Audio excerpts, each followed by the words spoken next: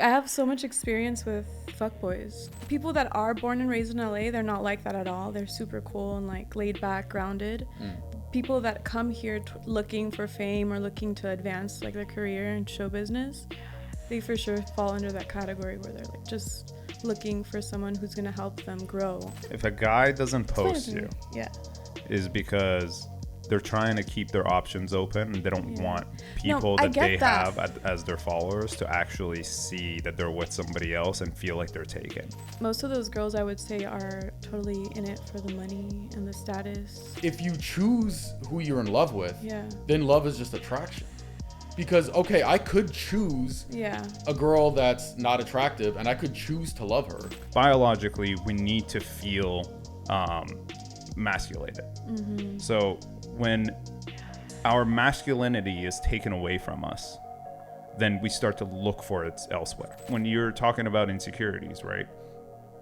You always have to wonder where the insecurities are coming from. If your surrounding is not a group of people who could actually help you become more aware, that is so true. Then you just keep going down the wrong path. The way men treat me and look at me and talk to me, it's always like very in a sexual manner, even if they don't know me, even before I had OnlyFans, because I'm like, I look the way I look. Influencers have affected so much how like the media works and like what's trending. Who is dictating what we're gonna show to the masses? Like who's dictating that? There is people who have the power and the but those reach. people at the top, like sure, they're like, we don't even see them. They're like the elite.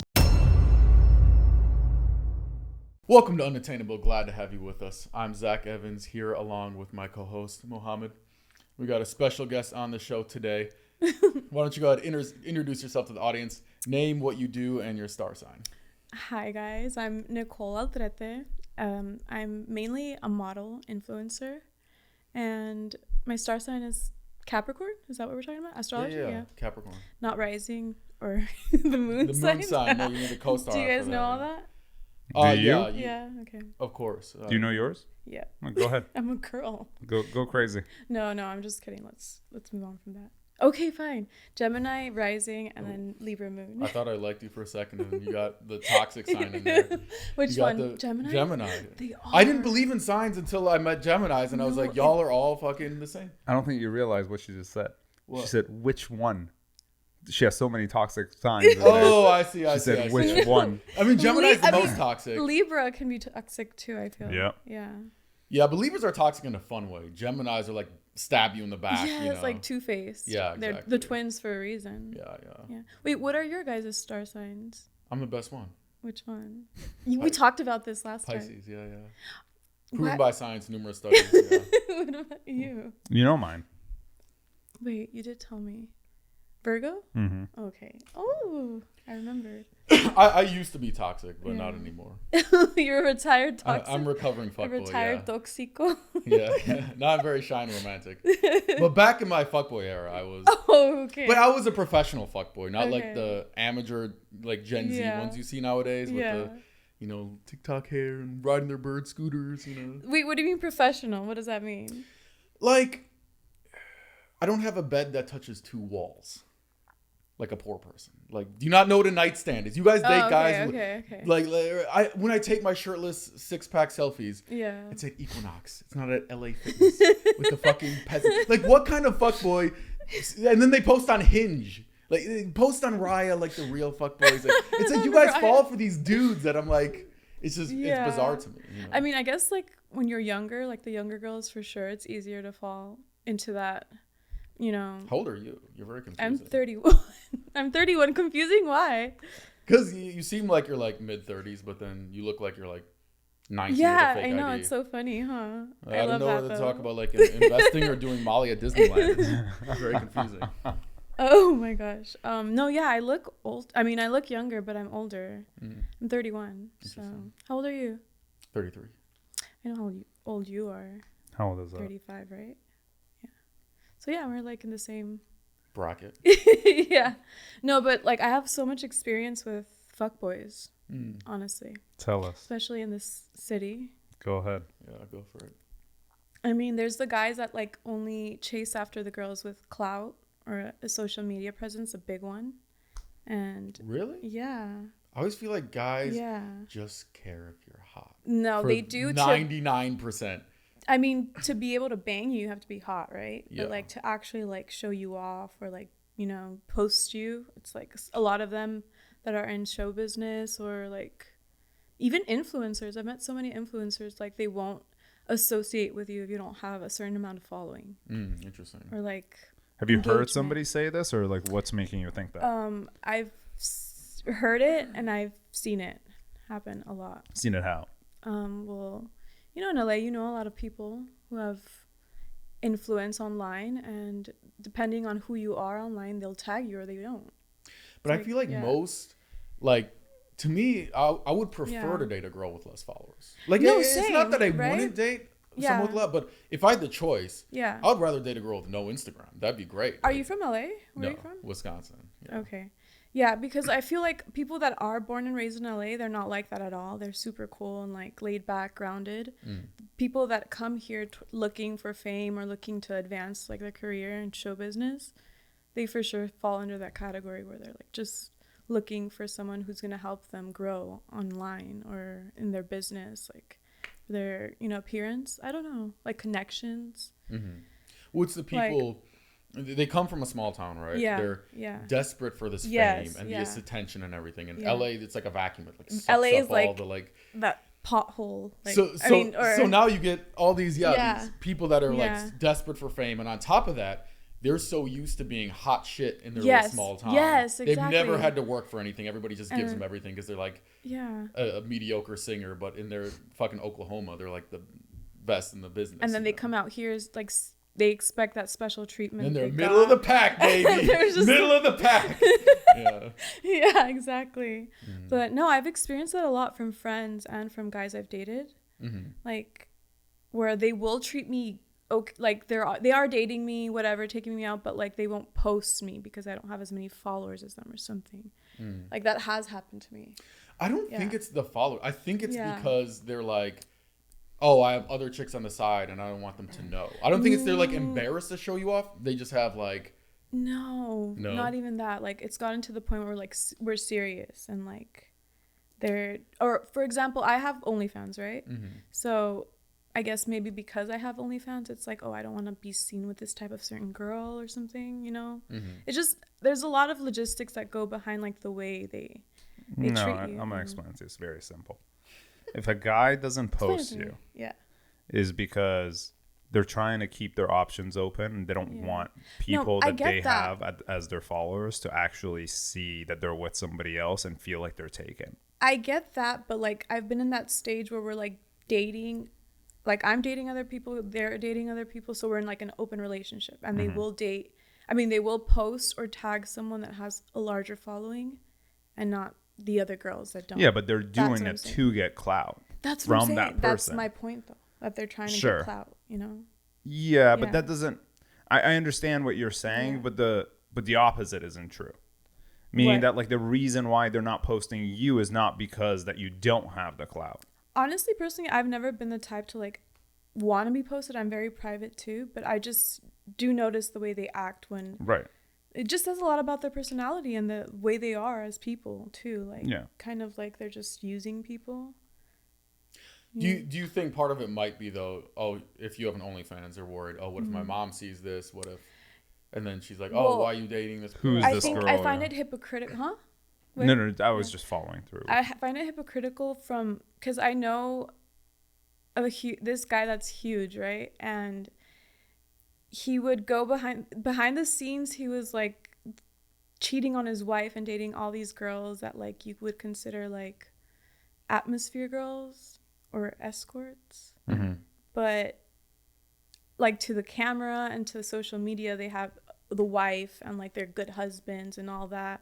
But behind the camera, like I would see them do crazy things at parties, like with girls, and like depending on the girl, like if the girl had a following, he would post her and like bring her around his circle.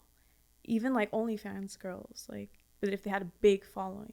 I see. And then if it was just like a normal girl like that didn't have a following or engagement, he would just hook up with her but not bring her around his circle or help her advance. Like it was like very, you know, bizarre to me, like the way he was to the camera and to the public and the way he was behind the scenes. Yeah. And he totally wanted to bang me. So, you know, it was so funny for me to see that. And then he would post his wife, like, and tell all the girls at like said party or whatever, we have to keep this very low key, like I'm married, blah blah blah. So you did know, did his wife know, but he was just so rich he didn't care? I asked him and he said no, she doesn't know, but I think she did, because a woman's intuition. Maybe she kind of knows, but they never had to talk about it. Exactly. Yeah. I think for sure something like that. I always wonder, like, one thing I've always been curious about is like NBA players, right? Like some of them, like I think Steph Curry and LeBron both married their like high school sweetheart, and I'm like, okay, you're that rich, you're that successful, you have that much clout, you have girls, I'm sure, throwing themselves at you, and I'm like, what do you guys think about that? Like, you think they're like secretly unfaithful, or like? If I had to put money on it, I would say yeah. Yeah, like just because of the lifestyle that these guys have. And again, I wouldn't doubt that their wives know it, and their wives are like, I get it, you're successful, just don't let it get out into the public, don't embarrass me, but like we can still be in love, blah blah blah. And it goes back to the point that we were like referring to before about money, and like how women, they won't care if you're like cheating on them as long as you're providing them with a certain kind of lifestyle. Like what you just said, like, just don't make me look bad in public and we're cool. Do what you want to do, you know? So for women, is physical attractiveness and money more important, or love and personality? I'd say it depends on the girl or the woman, for sure, because there's like both, you know, or all kinds of girls that do for sure look for love and like that chemistry, and they're not really, you know, focusing on what you can provide for them. I just got thirsty looking. Like they have their own like go-getter mindset, like I can do it for myself, you know. But then there are the girls that oh my gosh, I've met so many of them, like that are just looking for a man who can get them Chanel bags and have them not work ever again. Well, what happens a lot of times is, okay, there's the hot girl privilege, pretty privilege, right? Like there's the big benefit. You're on private jets, you're on yachts, free trips, whatever. But the problem is a lot of girls take full advantage of that when they're 21, 22, right? And they get so accustomed to this lifestyle. They've never worked a day in their life. And they have no a plan skill B set or anything. Yeah. So like what happens when you're like 30 or 31, 32, 33. Yeah, exactly. And then you're going downhill. All of a sudden you don't get these benefits. Yeah. But you can't go back to Well, I don't see, I'm not offended because I don't consider myself like that. Young. No, not like just sometimes that. I just tell girls that because I don't want to like be no, mean, but like you actually do. It's the reality though, but it's also because I don't feel insecure you saying that because I'm not that way, you know. Like, I have my own career goals, my stuff that I'm working on. Like my end goal is not to marry a man who can support me, you know. But like I guess it would be offensive to another girl that is in like that situation or looking for that. In your friend group right now, would you say that most of the girls are looking for love and personality in a guy, or are they looking for status and money and attractiveness? Status, money, and attractiveness. That's who you're surrounded by. So this is gonna be a little like mean, but I don't consider like the people I'm surrounded by right now really close or true friends. They're more so acquaintances because of I met a lot of these girls working, you know. So yeah, most of those girls I would say are totally in it for the money and the status.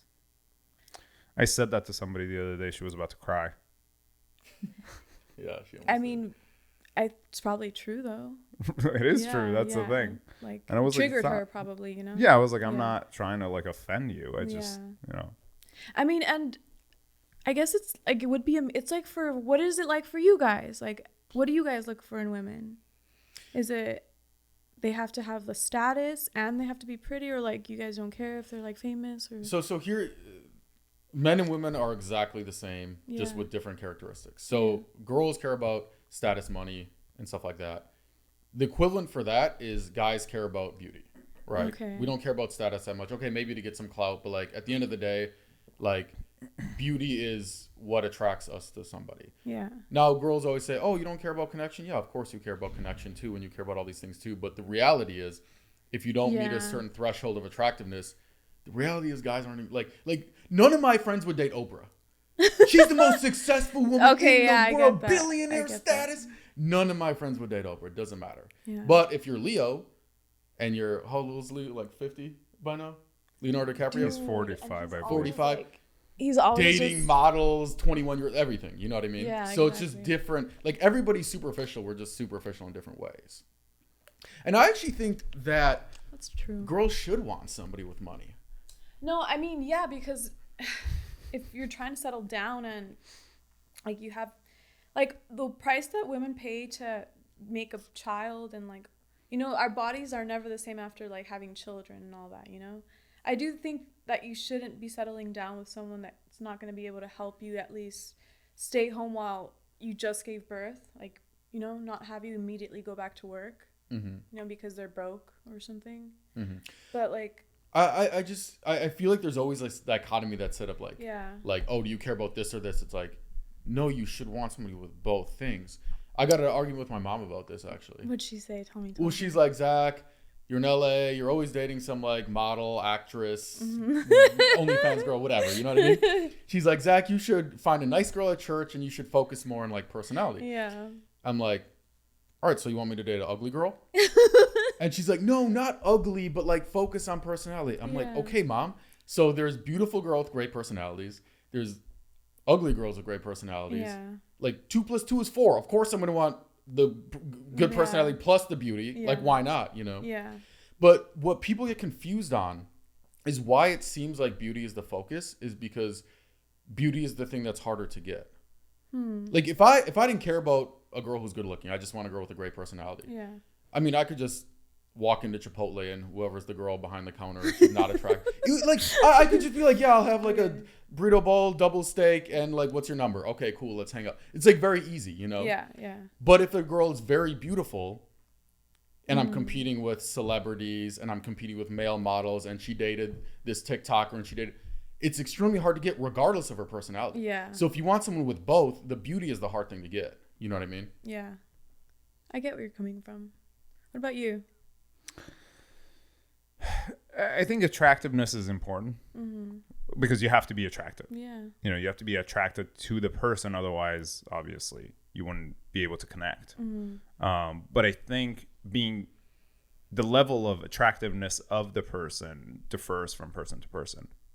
You know, what I'm attracted to obviously is not the same as what he's attracted to, is not the same as what one of our friends, you know, or other friends different. Would be. Yeah. So the level changes all the time.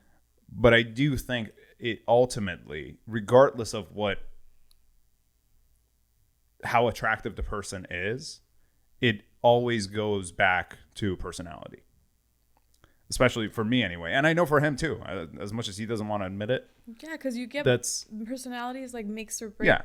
I mean, I know girls that he's dated whose personalities started to like, you know, show after a few months. And he they just seem like less attractive afterwards, and right? he just was no longer interested because of their personalities, regardless of their attractiveness. That's usually what happens to me. Like the personality will like start to turn me off. And so when you're trying to select a man, what's most important to you? Like you said, chemistry, and like I mean, I have to have like that initial attractiveness with him, but it is the chemistry and like the personality that I mostly look for. Because I know this is gonna sound really weird, but I would kind of consider me like asexual or something, a little bit, or sapiosexual, like where I look at like your mind or the way you speak, right, or your intellect, and that makes you more attractive to me. So the smarter the person is. Yeah, like I love that, you know. But I know like other girls aren't like that, so. And it doesn't mean I don't. I think a lot of girls are like that, actually. I think I haven't met too many, so it's like. I know a lot of girls will say, you know, oh yeah, I dated this one guy. He was not my type. I didn't find him attractive at all, and then he just grew on me, and all of a sudden, like he grew on me. He just like his personality, like it was just the way he carried himself, XYZ thing, and then you know they fall in love. Yeah. And it's not that like, I mean, I don't need you to be super rich. I just like to see the motivation or the drive that you do have goal for, you know what I mean? Like no, goals. I disagree. Really? You're full of shit. Why? Not. I think you're unintentionally. Well, because I have like I literally get offered to date these men that have like so much money, and I say no because. Okay, so let's say you start dating a guy. He works at McDonald's, right? But this dude is ambitious. Every day, 6 a.m. I did date that guy last year, and I stayed with him. Let me finish the story. Every day he wakes up at 6 a.m. Yeah. You're like, babe, where are you? He's like, babe, I'm working. And you look over, and he's in the corner with his Rubik's Cube. And he's red, blue, yellow, red. He's like, babe, I'm going to be the best Rubik's Cube player in the world. And you like look up like salary of top Rubik's Cube player. It's like $30,000 a year. Like, are you going to be like, oh, man, this guy's ambitious? Or are you going to be like, yeah, but he's ambitious about a Rubik's Cube? No, yeah, definitely. No, obviously, like, that would be, like, to me, a no, you know? But I'm saying, when I said that I dated a guy like that, it's like he didn't have any money, and he was ambitious about a certain thing. But he was ambitious about making money? No. Oh, what was he ambitious He didn't even about? have a job. But what was he ambitious music. about? He was trying to pursue music. Okay, but there's still a path there to like make money. Yeah, but I mean, he wasn't making any. Yeah, like, at all. Like to the point where I would like take him out sometimes for dinner. You know, I would have to pay.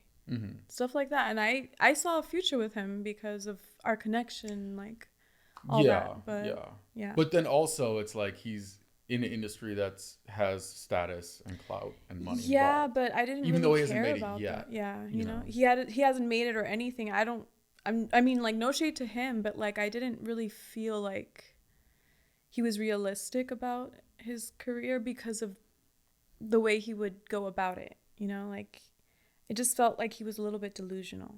You know what I mean? Like, yeah, 100%. There wasn't anything to back it up. Really. It's like, wait, do you have any traction? How long have you been working on this? Like, it'd been years, and it didn't matter to me just because at the moment I was in love with him. And now looking back, I feel like kind of stupid, right? But I only feel stupid because we didn't end up together, and like things didn't, you know, he wasn't the person at the end of the day that I thought he was. So I don't regret the part about him not having money though. Yeah. Do you think you saw what you wanted him to be as opposed to what he actually was? I saw him for who he was. I didn't even care about who he could potentially be. Like in my mind, I had thought like, okay, there's a possibility he's not going to make it. And, I still think though, I'm not trying to call you out now. No, yeah. But I do think that, okay, I get it. Like he doesn't have money. Yeah. But he still has status because he's a musician. He's cool. He's like, maybe he's attractive. Like maybe he has tattoos. To me, that's not really cool. So would you date like a Chipotle worker?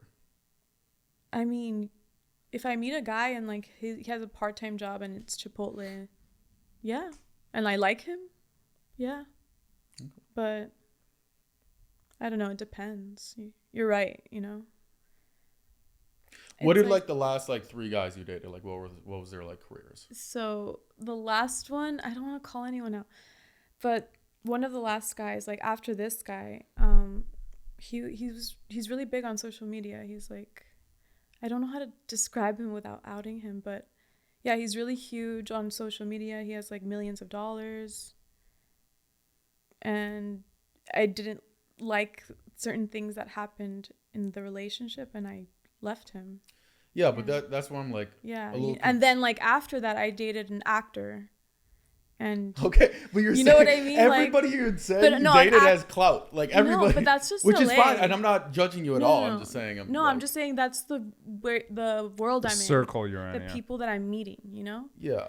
But like that musician that I told you about, like he didn't have any clout. He didn't have anything. He was just aspiring, you know. It wasn't about him being a musician. I have dated guys that are normal, like people that born and raised in LA, just working a normal job. One of them like was a manager at just a weed dispensary, and you know, I dated him. Okay. Like stuff like, I just feel like the world I'm in is like the kind of people that I'm meeting are those kinds of people. But do you feel like you're the toxic one in the relationship or the guys? I feel like most times it's the guy, but like, I mean, why is that? Well, one of the last ones that I dated, it was like my career choices, or like me trying to audition for certain like TV shows, reality TV shows. That's what turned him off.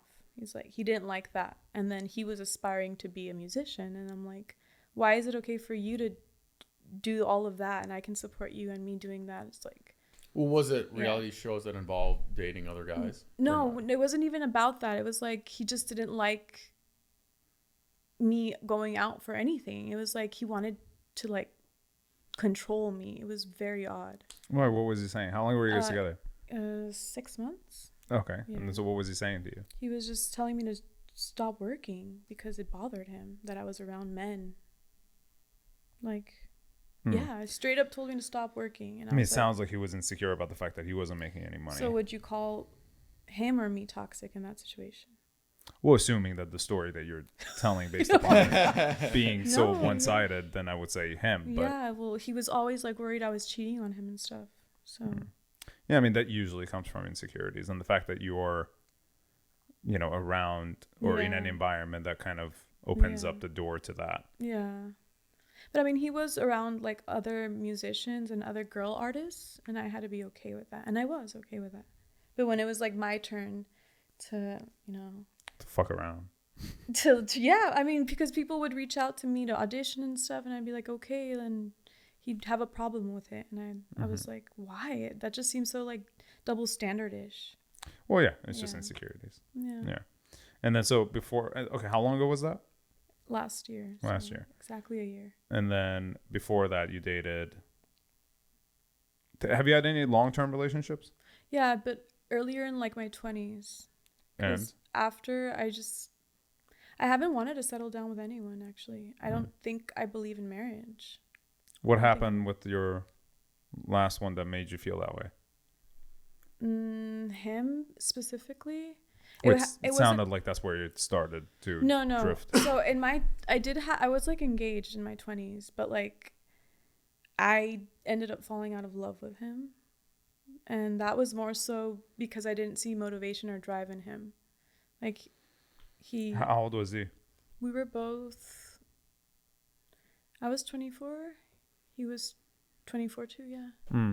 So this is over like 7 years ago. How long were you guys together? 2.5 years. And then you got engaged how long into the relationship? 2 years. Okay, so 6 months you were engaged.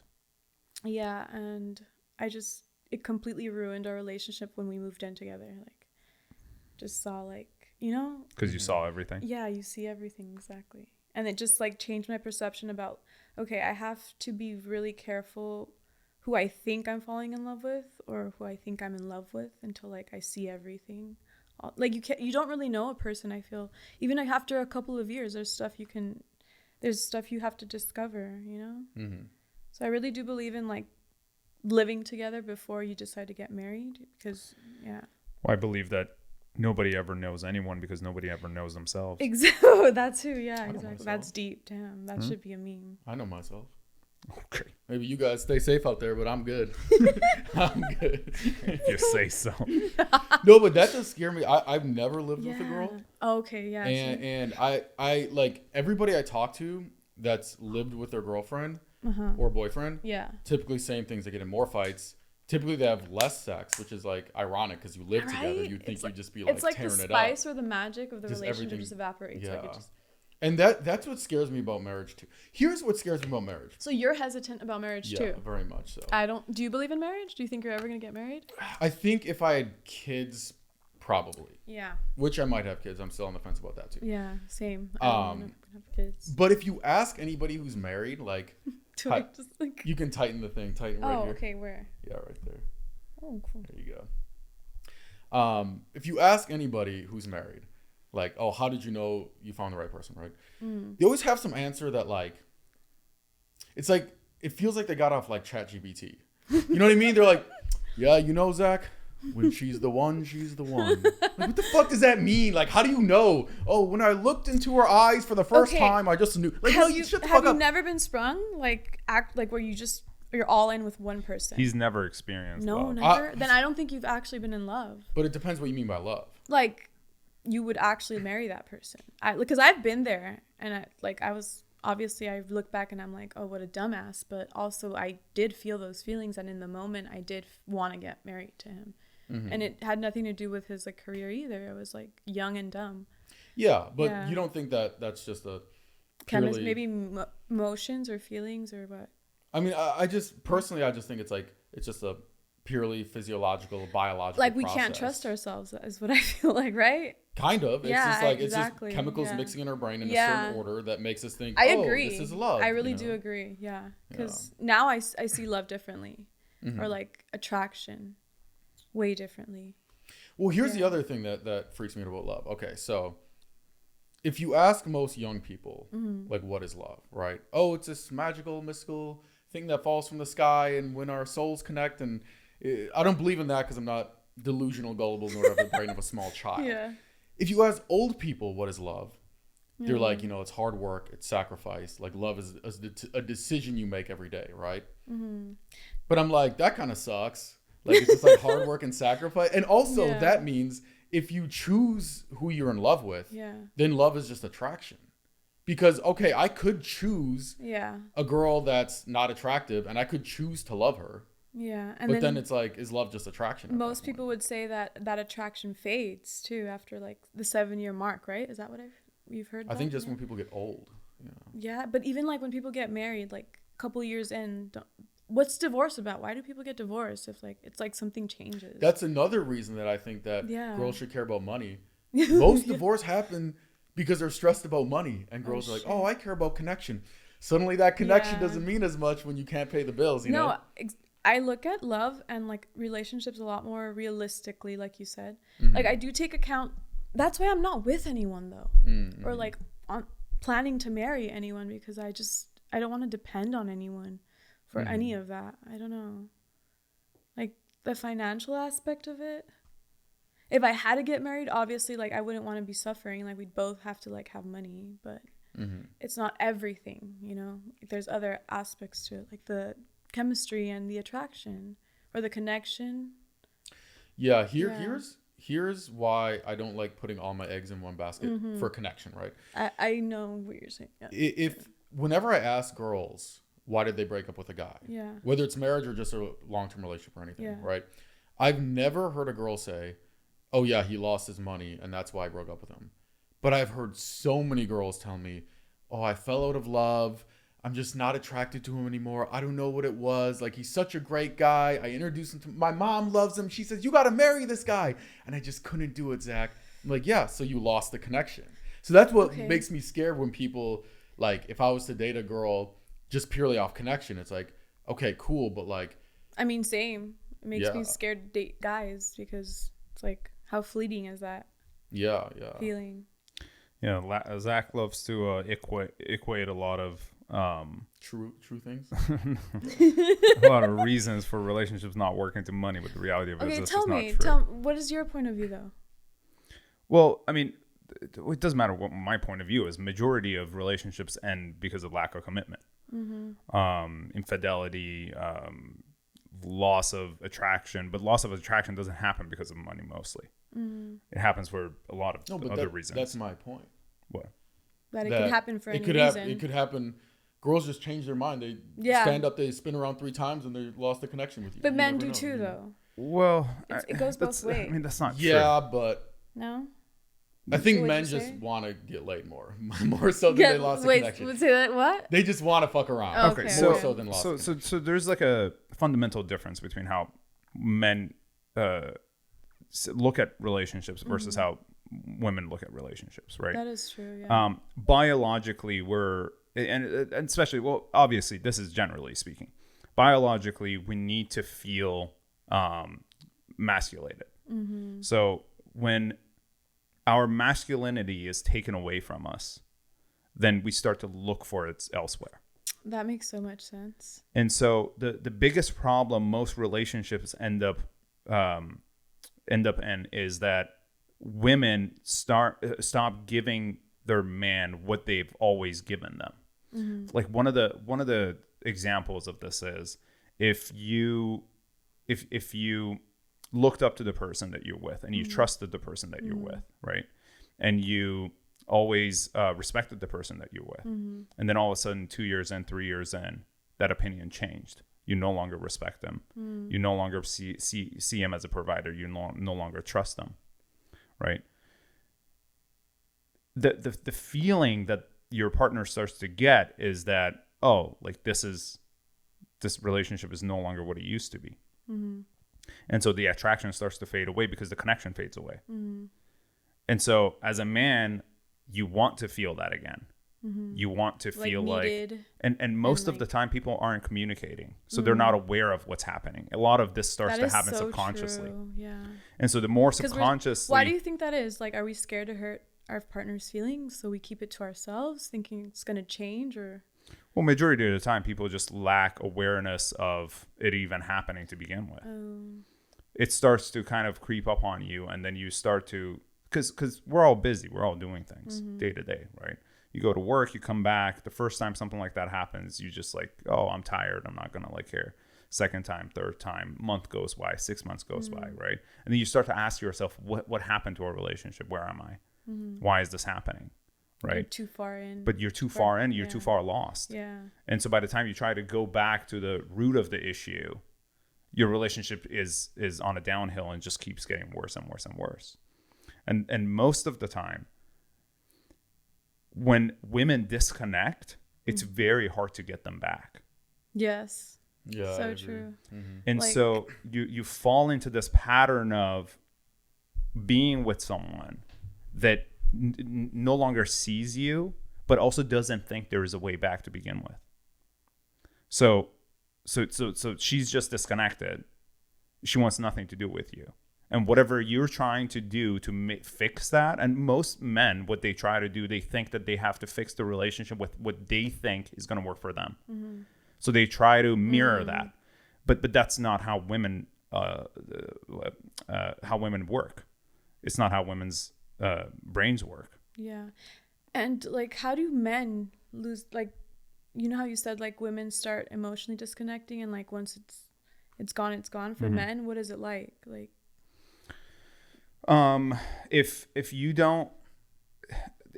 feel disrespected as a man, if you feel that you're being belittled, if your ego, and that's the thing, like as much as people want to, say that ego is bad or whatever, the reality of it is a lot of men have ego. We all have ego, honestly, that's just like a part humans, of, And so if as a woman, you break your man's ego and you try to like put him down, this is like actually making me realize things about the relationship that I was talking about from last year.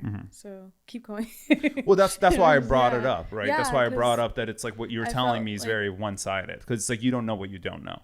Sometimes. Well, I know what he communicated to me, but that exactly. It sounds like what you're saying. Like I made him feel emasculated.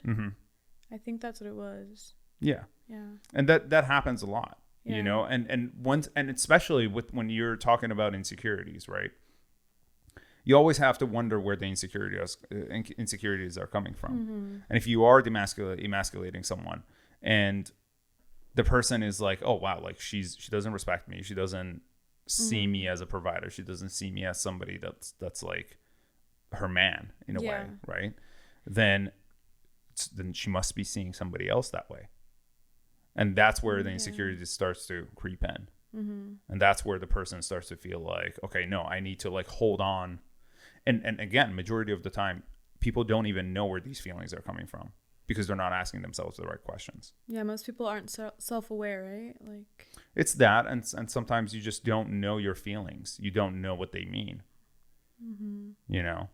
So you feel something, and if you haven't looked into it, if you haven't researched, if you haven't talked to people, if you're not going through therapy, or like if you're not talking to people if your surrounding is not a group of people who could actually help you become more aware, that is so true. Then you just keep going down the wrong path. Most people don't talk about that enough, how like your circle really matters. Yeah, they influence you so much, it's for the better or for worse. Yeah, for sure, 100%. And it could negatively affect you, and I guess make you less aware of and help you grow less, like, or like the you're going opposite. backwards. Exactly. Yeah. This, like, have you guys been through that? I just went through that with like some friends. Through what? Like, just I felt like the circle I had around me was making me like grow backwards. Oh yeah, I feel like that every day. Yeah. I felt like that today, actually, or yesterday, Why? For that matter. Big fight in the group chat. Oh really? I mean, it's just like stupid shit, you know. And it's like I was thinking about this today. I was actually talking to one of our other friends about this. There's a group of us, you know, and some of us are trying to work and like achieve things and like grow and like become better versions of themselves, and then there are others that are a little lost and like still trying to find themselves and you know whatever. But I think collectively, if we're not picking each other up, you know, and encouraging each other, then you're not doing what you should be doing. You know, if you're trying to put the other person down and like constantly, you know, fight or criticism, criticism, or not even criticism, because there could be constructive criticism, you know, and that's always great. But I think to a certain extent, it comes if you're not doing anything that affects the person, the people around you, you know, in a positive manner, then you just shouldn't be doing anything that affects them negatively at all. And I often have, like, you know, him and I have a very good relationship, or as far as I'm concerned anyway. I can tell. You guys seem like like we get along, we communicate, and we try to talk, but I think that comes from a place of like both wanting the best for each other, you know.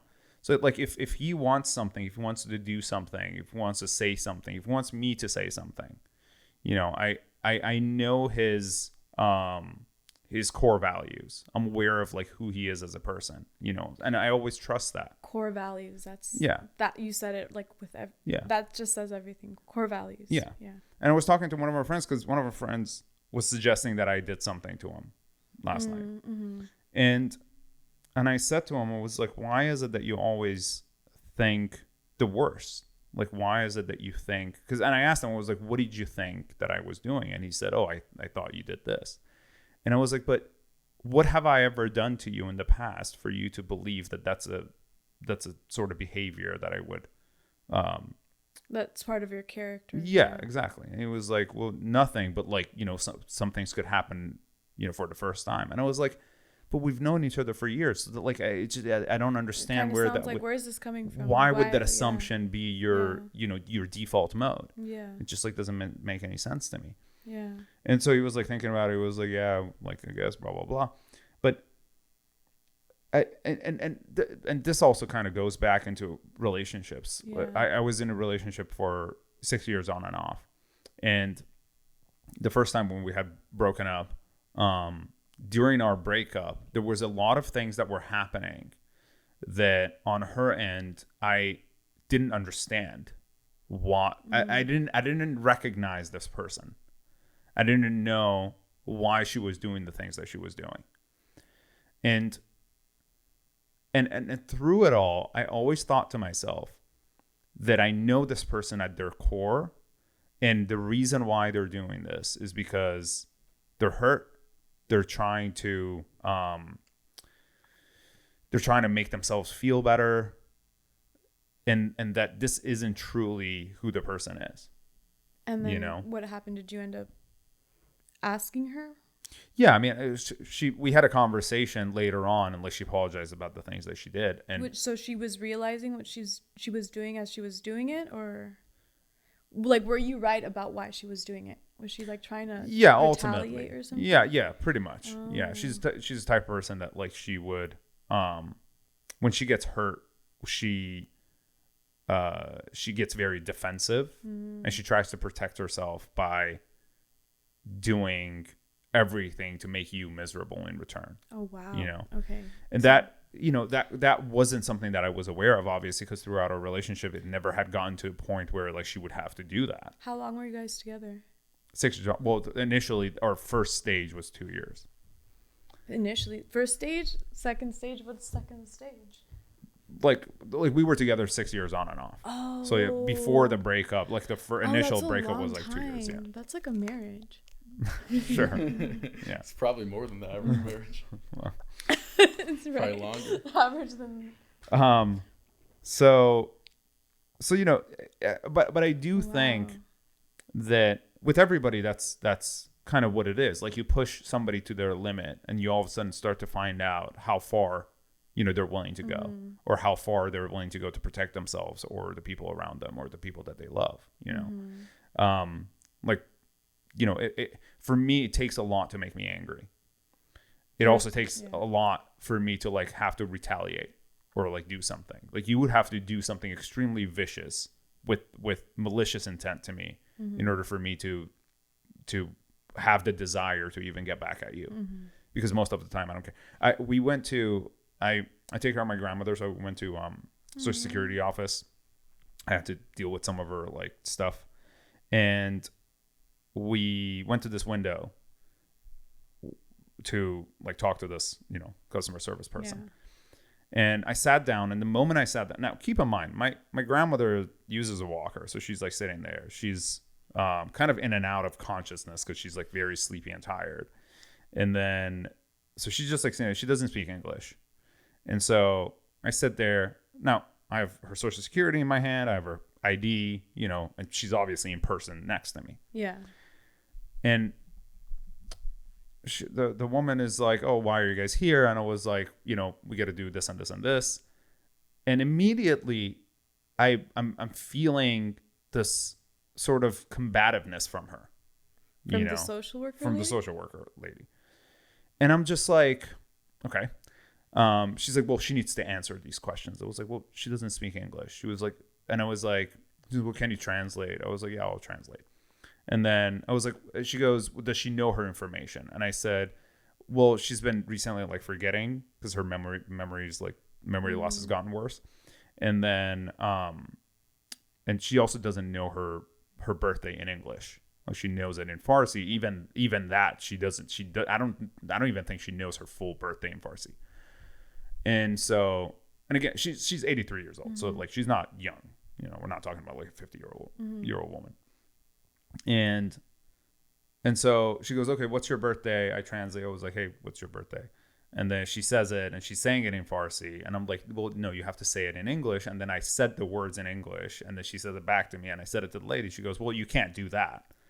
And I was like, sure. And she goes, okay, I'm going to ask you some other security questions. Ask the security questions. She answered, luckily.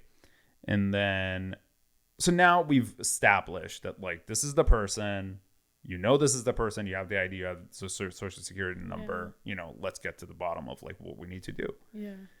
And so I'm like, okay, yeah, like this is what we need to do. She goes, well, I need to like send a letter to her doctor to, you know, determine that she's incapable of oh my gosh, making her own decisions. And I was like, well, she's sitting here. You could just ask her. She goes, did I say I wasn't going to ask her? And I was like, why the attitude? And I said, do you, are you sure? I was like, are you not able to fax? She goes, no, we don't fax. And I was like, okay, that's strange. And I was like looking through my paperwork, and I was like, okay. I was like, I don't understand why you're being so aggressive towards me. Yeah. And then she was like, you know what? You could go somewhere else, and closes the window. And I'm like, I'm thinking to myself, this is fucking crazy. Yeah. Like I've like this shouldn't be happening at all to begin with. But the fact that it is happening, it's like very mind blowing to me. And so my immediate thought was, so I went up, I took another number, and I went to the security and I was like, hey, I would like to speak to a supervisor. And he was like, okay, I'm going to, you know, put that in for you. Just wait. And then, you know, somebody will call you. And I was like, sure. While I was waiting, another window opened up. And so I went over there and started talking to this, you know, new lady. And she was helping with this stuff. She comes back again. And she's like, okay, yeah, blah, blah, blah. What's the doctor's fax number? And I was like, oh, you could fax. She goes, oh my God. Yeah, what do you mean? So the lady was just, and I was like, because like the other person was like, we can't fax. And I was like, oh, I'm sorry. Like, I don't know why she would say that. Long story short, the problem gets resolved. And as I'm leaving, the security goes, hey, do you still want to talk to the supervisor? And I was like, no, it's okay. He goes, are you sure? I was like, yeah, well, first of all, it's going to take a while. But second of all, I'm not a type of person that like wants to put other people's job at jeopardy, because it's just like, that's that's her work. She's making money doing this. And it's like, even though she's done something wrong, I'm not going to like go that far to try to like ruin her life or whatever. But I do think she needs to be trained properly. And he goes, yeah, well, thank you for your like, patience. And as we're like walking out, my grandmother goes, was that your friend? And I was like, what are you talking about? He goes, oh, that guy. He was like, oh, no, he's just a security over here. And I went and I told him, it was like, oh yeah, like we try to be nice. And it was like, there's such a big contrast between like somebody who's like there treating you so well versus somebody who just like absolutely does not give a fuck. And do you think it was because she was going like through something, or was she just had a prejudice against you? Or like, I mean, must have been that she was going through something, because like from the moment we sat down, she had sort of this like negative energy, about her. Just like she opened her mouth and it wasn't pleasant, And so I think, and it wasn't like I was in the greatest mood of all time, I wasn't either. So it's like, but I think there's a difference of, a customer sitting down and they could be in a bad mood or like neutral mode. Yeah. Versus somebody who's supposed to be customer service and like supposed to be helping you like fix your problem in this particular case. And it could have been that like she had a bad experience with a customer that she had before. It could be numerous reasons why she did what she did. But it's really unprofessional at the end of the day. Exactly. To take out whatever you've been through on before on someone you just met. I don't know. But the point I was trying to make was, and this was a long story for this particular point, I suppose. No, I like is that for me, it's like this feeling of retaliation has always been something that I like didn't enjoy. Like I didn't like doing that, and that's a part of my core values. Your it's character, like, if you don't need to ruin somebody's life, why would you? And to some other people, it comes a lot more easier. Some other people, it's like, as soon as I'm angry at you, I'm going to do everything that I can to ruin your life. Oh my gosh, yes. Do you think that comes down to the way you're raised, or just, are you born a certain way? Are you born an asshole? It's interesting. We talk about this because argue about what do you think? Because I really wonder. I think it's the way you're raised. 90%. And I think it's like 10% DNA. Really? Yeah. I do think it's majority nature. And so it's like opposite. It changes, but I mean, of course there's nurture, but I do think like if I had to assign percentage to it, it's probably like 65-45. Because I mean, 65-35. You see like siblings raised in one household, and like one turns out to be a serial killer, and then one is okay. So you think that's nature? That's what I'm saying. Yeah. That's what I'm saying. I mean, in extreme cases, obviously changes, because you can't really like assign a percentage to that. Obviously that would be nature, but in normal households, I do still think that majority would take nature versus nurture. But in his case, I mean, he has a big family. Yeah.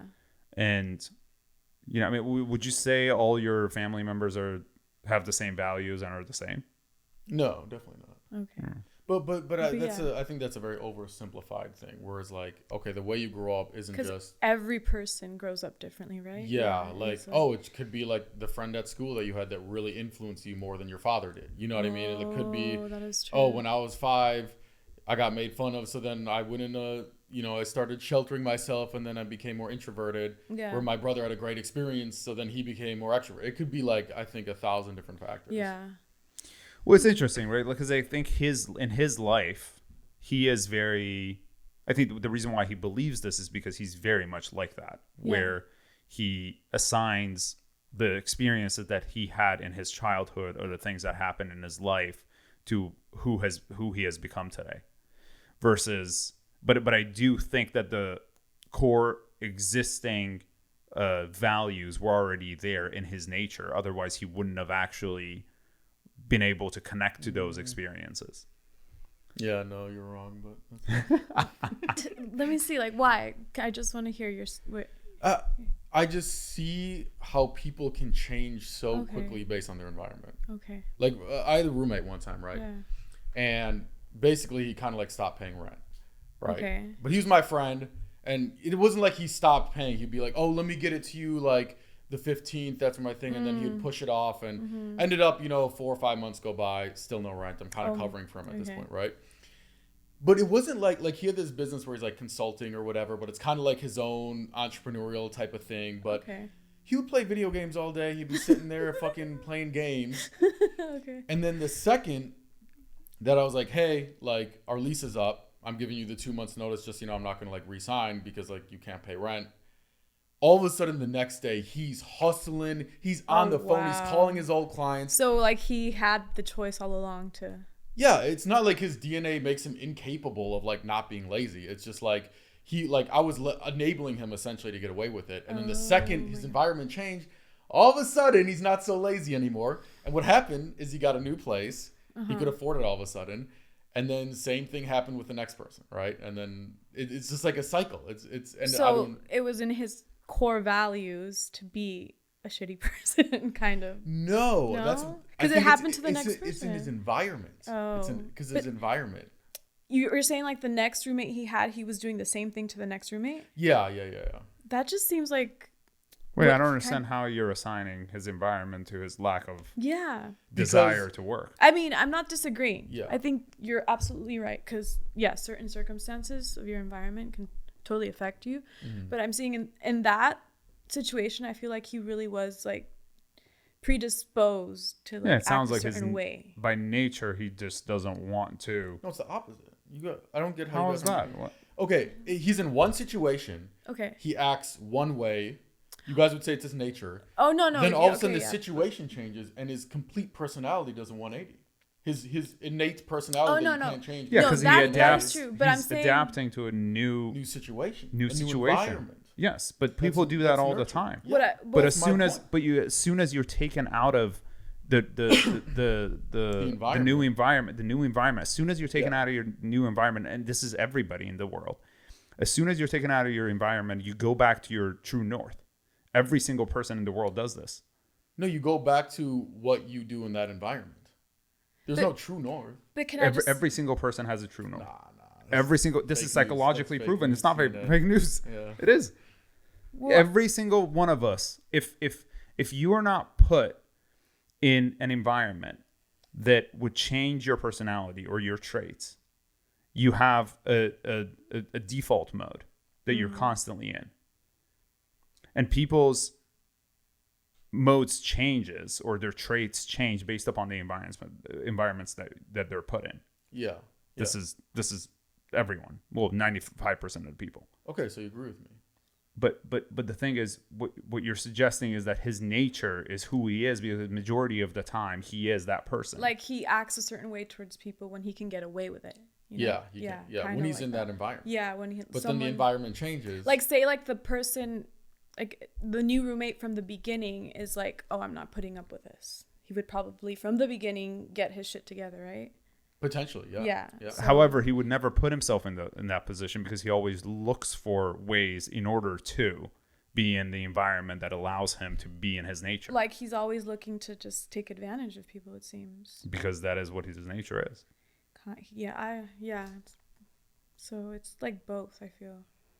Yeah, I think it's most. Because even the fact that he's like that is probably because he grew up in a culture that's like that. Where he grew up in a... Yeah, his environment. You think he saw that somewhere? Like... Because don't they say like we take after our parents, like everything we saw growing up, it's like we take that all in, like from our father and our mother. I would have thought you had this conversation with him. No. Did you? No, you didn't. No. I'm still friends with him. He's one of my best friends. Oh, okay, yeah. So, like, but you just like as a roommate, it doesn't work out, right? Like, yeah, I'm not gonna pay his rent forever, but like he still owes me money, but whatever. Like it's fine. You're a good guy though, because I've cut friends off for this. For being like and to be fair, like part of me, I loved living with him, and I was kind of like, but this is fun, like I don't want to kick him out, like and it was like my old place, so like it wasn't that expensive. It was I feel you. I had that friend, but like it is a little annoying. Like, I feel like they just try to push it as far as like you can take it, and like you have to set a boundary with them. They'll cross those boundaries if you let them though. Yeah, for sure. But I don't really regret I mean, that's it, to cool. be honest. That's like cool. my friend. That's actually nice though, that you guys are still friends and all that, you know?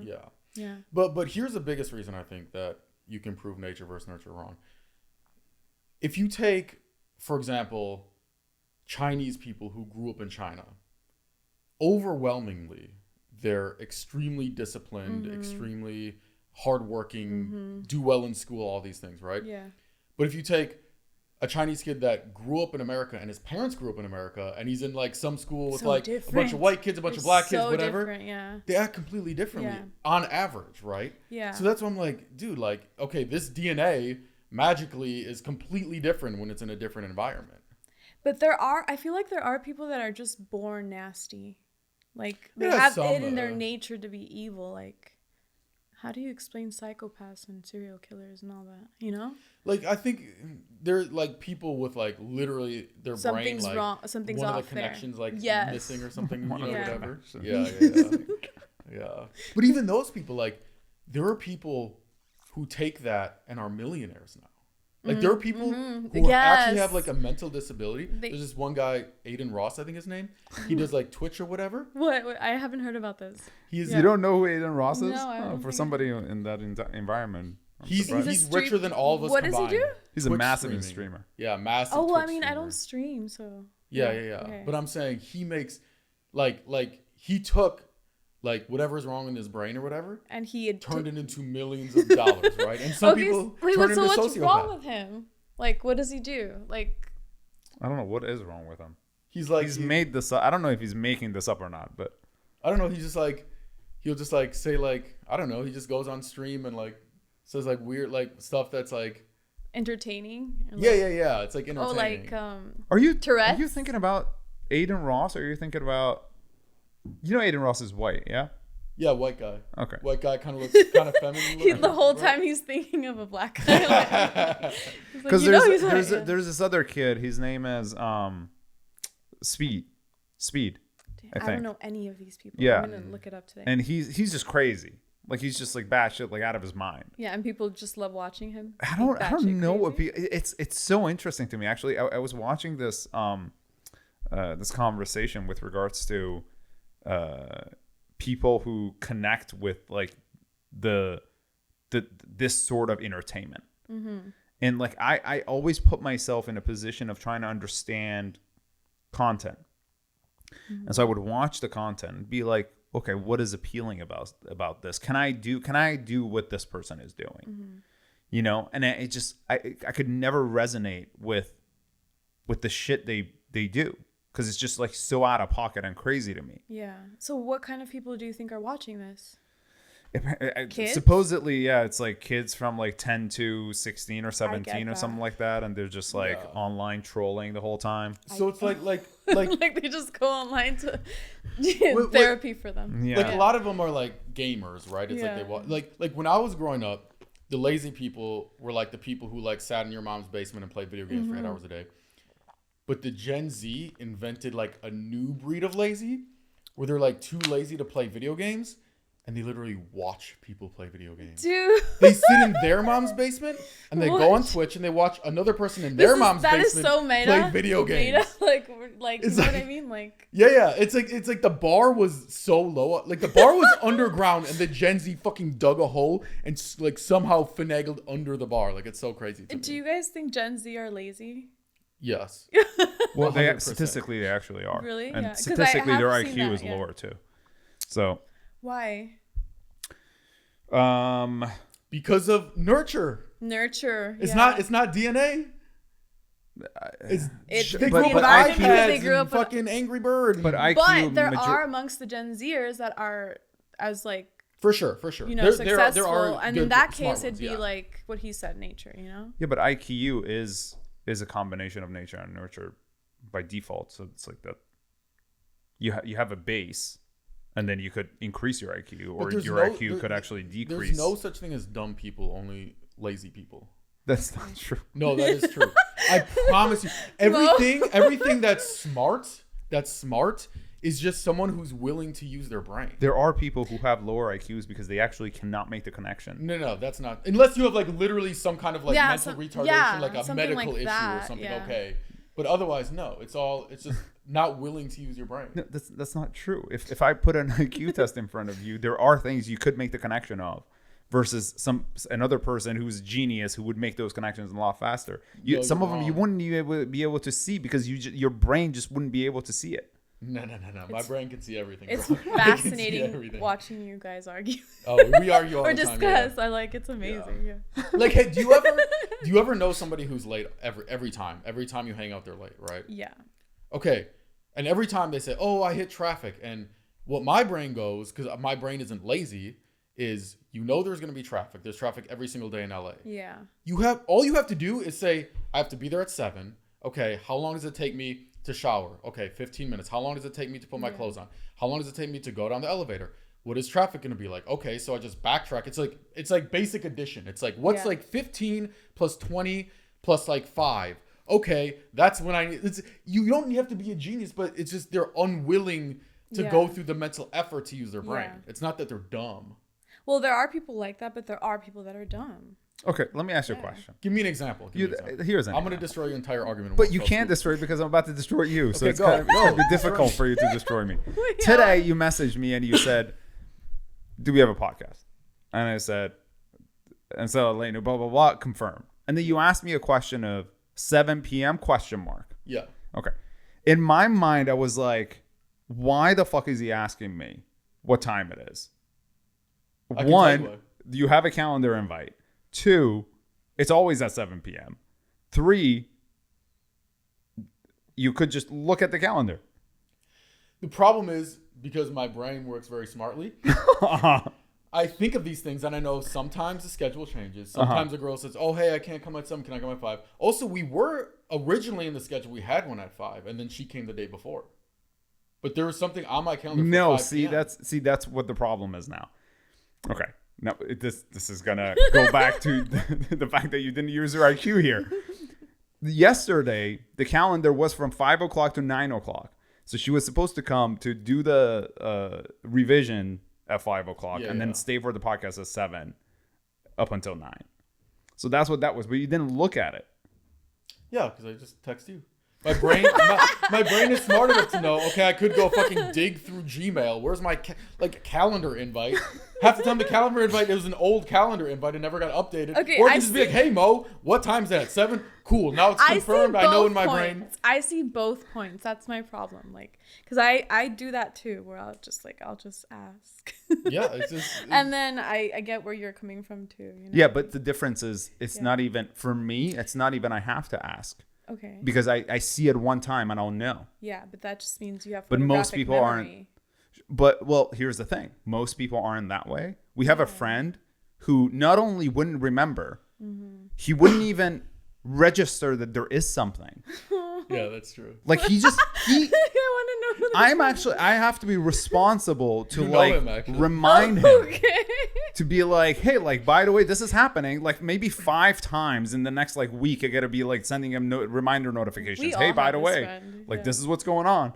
Like we were gonna go to a Korean barbecue the other day, and then I've sent people calendar invites. I've sent people messages. I've sent people multiple things. And I do this all the time where it's I know people are like this. So I would send multiple notifications. But you're proving my point. Which is what? That people are retarded? No, it's not that they're incapable of going into Gmail and finding when the thing is. They're just lazy. They're just I don't feel like, where's the calendar invite? Oh, what do I search for? Where is it? Did I read it? Is it read already? That's not true at all. Let me just text Mo. Mo, what time is it? No. If I texted Sarush this, he would remember. The first time he looks at it, he knows. Yeah, but he might confirm the day of still. Yeah, but confirmation has nothing to do with anything else. Not knowing and confirmation are two different things. You're sighing. You're like... He knows he's getting destroyed. That's why. No, definitely not. I saw impatience. Yeah. Oh my gosh, we'll let the fans decide. Put in the comments who won this argument. It was definitely me. It was definitely me. There's gonna be bets on this. Yeah. Always. Oh, There's are you guys always a watching the bet. fight? Ryan Garcia. It was at 5:00. Oh, I guess it started. The whole thing, the event started at 5, right? But like, we And then get it to goes watch on. it somewhere else, like after or something? I don't know anything about fights. So. Yeah, I mean, I didn't even know it was a fight, to be honest. No, I mean everyone's just talking about it because of all his controversy online, how everything he's been saying. he's been acting very erratic. You think he's Wait, what happened? He's just been posting a bunch of TikToks and like Instagram posts or tweets about conspiracy theories about the government and the elites at Bohemian Grove. All this the deep like, state. Yeah, Yeah. the weird stuff and like I don't know. Everyone's saying like he's doing it for PR for his game, or there's some people that are saying that he's like truly lost it and he's on drugs. Like I don't know, but even his wife posted something about praying for him and his well-being. Oh shit. Yeah, his ex-wife. Yeah. Oh, his ex-wife. Yeah, okay. they just got divorced. Gotcha. Yeah, it's hard to say nowadays. I know, right? Maybe if it's it's for just entertainment so much or that's- PR, like so that more people will watch the fight. Yeah, that's what that would make sense to me because I suppose either way it would make sense to me because he also came in overweight, so Wait, what does that mean? they have to wait before going. They And have to he be the came- same weight. And he came overweight? Yeah. What does that mean though? Like, So he was 3 pounds overweight. and is that bad or good? He had I to don't know pay anything. $1.5 million to his opponent. Oh shit. For being 3 pounds? Yeah. Bro, I it's didn't not know worth that. it. So Diet, maybe just maybe it's not a facade or whatever. Yeah, that's what Like, I'm saying. Maybe it's real. Yeah, that's kind Like of. he's just like. Yeah, but again, that could also be a facade. Okay. That like was on purpose, So and then maybe there is he's no money. You know smarter what I than mean? all of us, and like he's not. Possible. Yeah, That's the thing. We'll see if he wins. You know. Damn. But that also, I think, promotes a. That's what bothers me about these situations, right? It's like sport used to be this like. An actual fighting event, like. No. Sports in general, like it was supposed to be for the wellness of the kids and the society and like something that was like positive, a positive experience when you watch sports or if you played sports or whatever.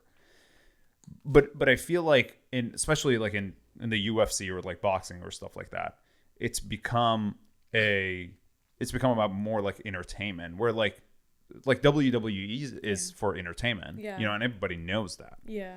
But then boxing was still like had dignity. Like it used to have integrity, But now it's become a joke, I feel like. Yeah. And especially like if people are like watching him and thinking to themselves, "Oh, like he's fucked up.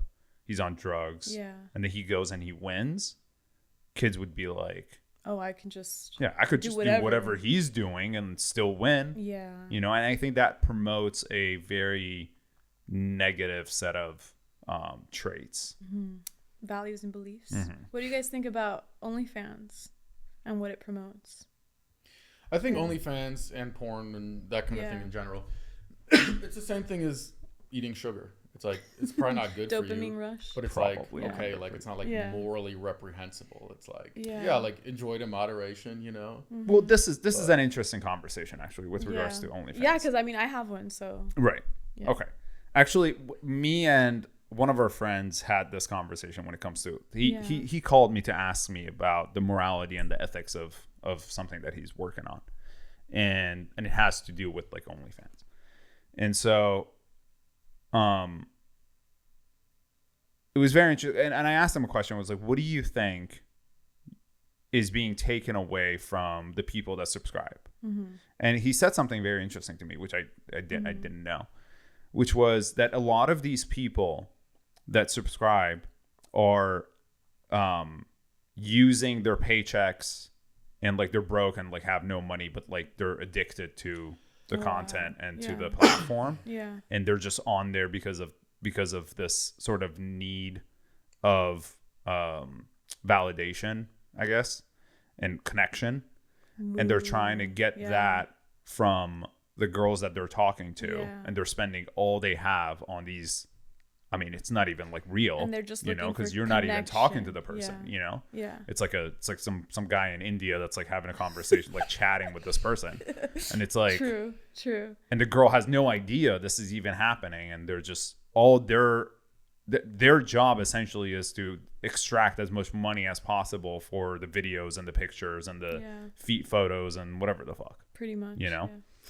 So it's hard to morally and ethically be okay with that as far as I'm concerned. Yeah. But how do you view that? How do you reconcile with that? I just think everyone on OnlyFans is different. Like there's certain creators that do certain kind of content, and then there's other creators that don't do as much. Mm-hmm. Just like varies really. And also just, I don't know, would you rather, like creators are now getting paid instead of like the girls that are on porn sites? Like they don't really get paid for like their stuff, like they're watching it for free. No, I'm saying like they get a one-time thing though. Yeah, that's what I'm saying. Like they don't get exactly. That's what I'm saying. But like now it's just kind of like the creators have more of the freedom, don't you think? I don't know. It's like sure, but that doesn't. But also porn you're is talking free. about like the morals of it, right? Like and like I mean, there's a. The problem is like with porn, right? Like if you go on a porn site and I watch a video, I have no delusion to the fact that I have no relationship with this person. Oh, okay. And then as opposed to the other people thinking they're having or making a connection with these girls. Yeah. So you're saying like, are we like selling a false ideology? False narrative. Yeah. I mean, the reality of it is like if your chatters are talking to someone and then they're saying, hey, like, I can't wait to see you, but all this stuff. And it's like, in reality, there's no scenario where you're going to see this person. Yeah. Yeah. But if you're that dumb to get tricked by that, like, come on, bro. Like at some point people have to like be an adult, learn a lesson and move on with your life. You know what I mean? That's the question, right? The question is, so I want to ask like, no like judgment. Do guys like watch porn on a daily basis? Or how does that depends work? on the guy. It depends really because I've heard like that most guys do watch it like on a daily basis or every other day or something like that. Like basically you guys are addicted to porn, right? I think most guys jerk off on a daily basis. I don't know if it's but like do you guys need porn to jerk off or like no? It really depends on the person. Okay. It's hard to say. Like like you just said guys jerk off on a daily basis. I don't. Yeah. But I think most guys. It's just interesting to me because I don't view myself as sexy. Like I don't, you know what I mean? Like I don't see my body or wake up and see like, oh my gosh, like this is like sinful. Like what is it? It's gonna provoke lust in men. Like I don't see it that way, but I get that perspective from men because like the way men treat me and look at me and talk to me, it's always like very in a sexual manner. Even if they don't know me, even before I had OnlyFans, because I'm like. I look the way I look. Sure. And even in high school, I was like really curvy always. Like I had this body, like, and I would get treated a certain way. And I was so young and I didn't see it that way, but like, that's just how men view me or view women. So I like, to me, it doesn't seem like something bad because like, it's just like me taking pictures of myself. And I've always been a model since I was a kid. Like, and that's the way I see it, but I know that men get, these feelings and like they have to jerk off or whatever. So that's the way I see it. I just don't see it as dirty, but like you could call me naive if you want, but like I don't see it as dirty or shameful, my body. I think you're naive, but I also don't think that it's dirty or shameful. Yeah. It's just like this that's just the way I feel. And so like, to me, I don't feel like it's wrong to sell my pictures, That's it. But I know like not everyone thinks that way. And it's not necessarily the truth either. It's just the way I feel, It's interesting because I dated two girls who did OnlyFans, right? And one of them in particular would get very upset when people were, judgmental of what she did and things like that. But a lot of people like have told me a lot of bad things. I'm sure. Like, yeah. But she got way more hate from girls. I was gonna say that actually. Women hate me for my OnlyFans. But it has to be jealousy, I think. I've even like friends. I had a falling out with a friend actually recently over my OnlyFans because she replied to my post like where I was like I was like promoting it on my page, right? And we had this whole like dispute over how I was influencing men for the worse, like for worse. How do you say that? Yeah, for the worse. For the worse. Yeah, she was like, you're like shameful, like you're like bringing our society down to a demonic level or something. Like she just went at it, and we were friends before this, and I was like, why the need, you know, to like shame you or a woman? She was a woman, and like, why are you shaming another woman? Mm-hmm. But I mean, I guess everyone has their own opinion. I guess she's entitled to believe that, but I remember my girlfriend came home one time, and she was like very upset because this girl was like same kind of thing, like really calling her out. And I was like, who's this girl? And she like showed me her Instagram. I'm like, okay, first of all, like you're a 4. You look like a bowling ball stacked on top of an exercise ball with 2 shoes at the bottom. Like OnlyFans doesn't want you. Like if you tried to start an OnlyFans, they would reject you. You know what I mean? So it's kind of like, it's like, why are you the one talking shit? Yeah. Because you see a girl who's prettier than you. Yeah. And it's either prettier or making more money. Because the other thing I see, I worked in the modeling industry for a while. Yeah. And there's definitely like a rift between like the fashion model type of girls who have this like some level of status because like they're a fashion model, they do runway, you know. Oh, like they're more established. They're more like, oh, I'm the real model. Yes. You're the fake model. I see that a lot. Yeah. I get that a lot actually. Mm-hmm. Like, oh, you're not a real model. Yeah. And then, but the OnlyFans girls and the Instagram models make way more money. So I think it's like a jealousy. They're like, they have it in their head. Oh, I could make all that money, but I would never stoop to that level. Yes. And in reality, they couldn't make all that money because a lot of fashion models are not like attractive. Oh, yeah, they're like skinny and editorial skinny and all that, right? Like bodies aren't. Yeah, and you know, I think skinny's attractive. I think it is too, but it's just very different from like the OnlyFans girl. Where but it's not even about, because it's a lot of it is about marketing for OnlyFans. It's not about, oh, it's just she's hot. Okay, how are you building up your Instagram? How are you funneling people? How are you making money off it? What are you charging? What's your You know, it's like a lot of, ironically, like it takes way more like business acumen to run your OnlyFans. That is so true. Than to just, oh, my agent, like he gets me a gig once a month and I just go and like my sugar daddy show up. You know what I mean? Like yes, it's like they're like don't like OnlyFans, but I'm like, how are you living in West Hollywood in a one-bedroom apartment? I was gonna say, okay, that is what I wanted to say because a lot of the girls that I've gotten like pushback from are girls that secretly are escorting in LA. Yeah. And they see themselves as better than girls that are OnlyFans because they're doing it behind closed doors.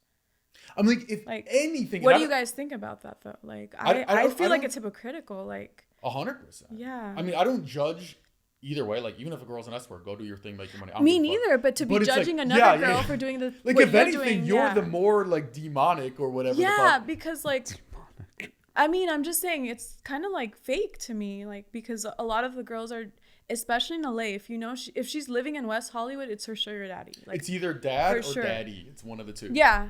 Parents or sugar daddy, one of the two. Mostly sugar daddy. Mostly sugar daddy. Because I've met so many girls that are in the industry and like they have thousands of followers, like even millions, and they're in the industry where like they're escorting. And they're like, oh yeah, he just takes me out to dinner and pays me. I'm like. Yeah. Okay. And no, and they have it's a nice several Mercedes of them. You got, sure. And they have several of them they see in a month. No, one of my friends, she's like she is like one sugar daddy pays her rent. Yes. One of them buys her. She has like all the infinity stones of the sugar daddy. She's like, or the Van Cleefs. Like what's the Van Cleefs? The like bracelet and the necklace and the bracelets that are like go for like $20,000. Oh yeah. And like the little like clovers. Oh yeah, I know what you're talking about. Every girl is like flaunting on Instagram right now. Yeah. Dude, it's like a thing. It is extremely hypocritical. Yeah. And it comes from like, it's also a very like sheep-minded, like people who don't actually use their brain, and they just, because the reality is the reason fashion models like have status is there are 6 dudes in the top of a skyscraper somewhere who have decided these are the fashion trends so we can sell more of our clothes to all the peasants and the sheep. So we're going to tell you guys, these runway models, these are the real girls these are the attractive ones.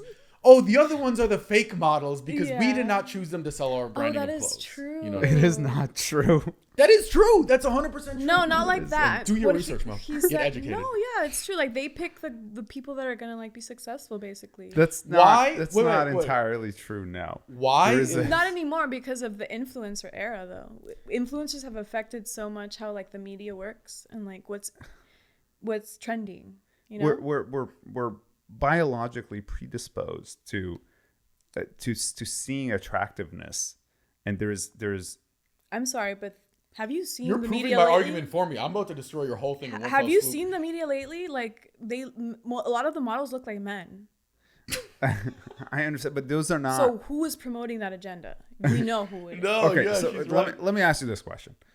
You where do you buy your clothes? Online, just like anywhere.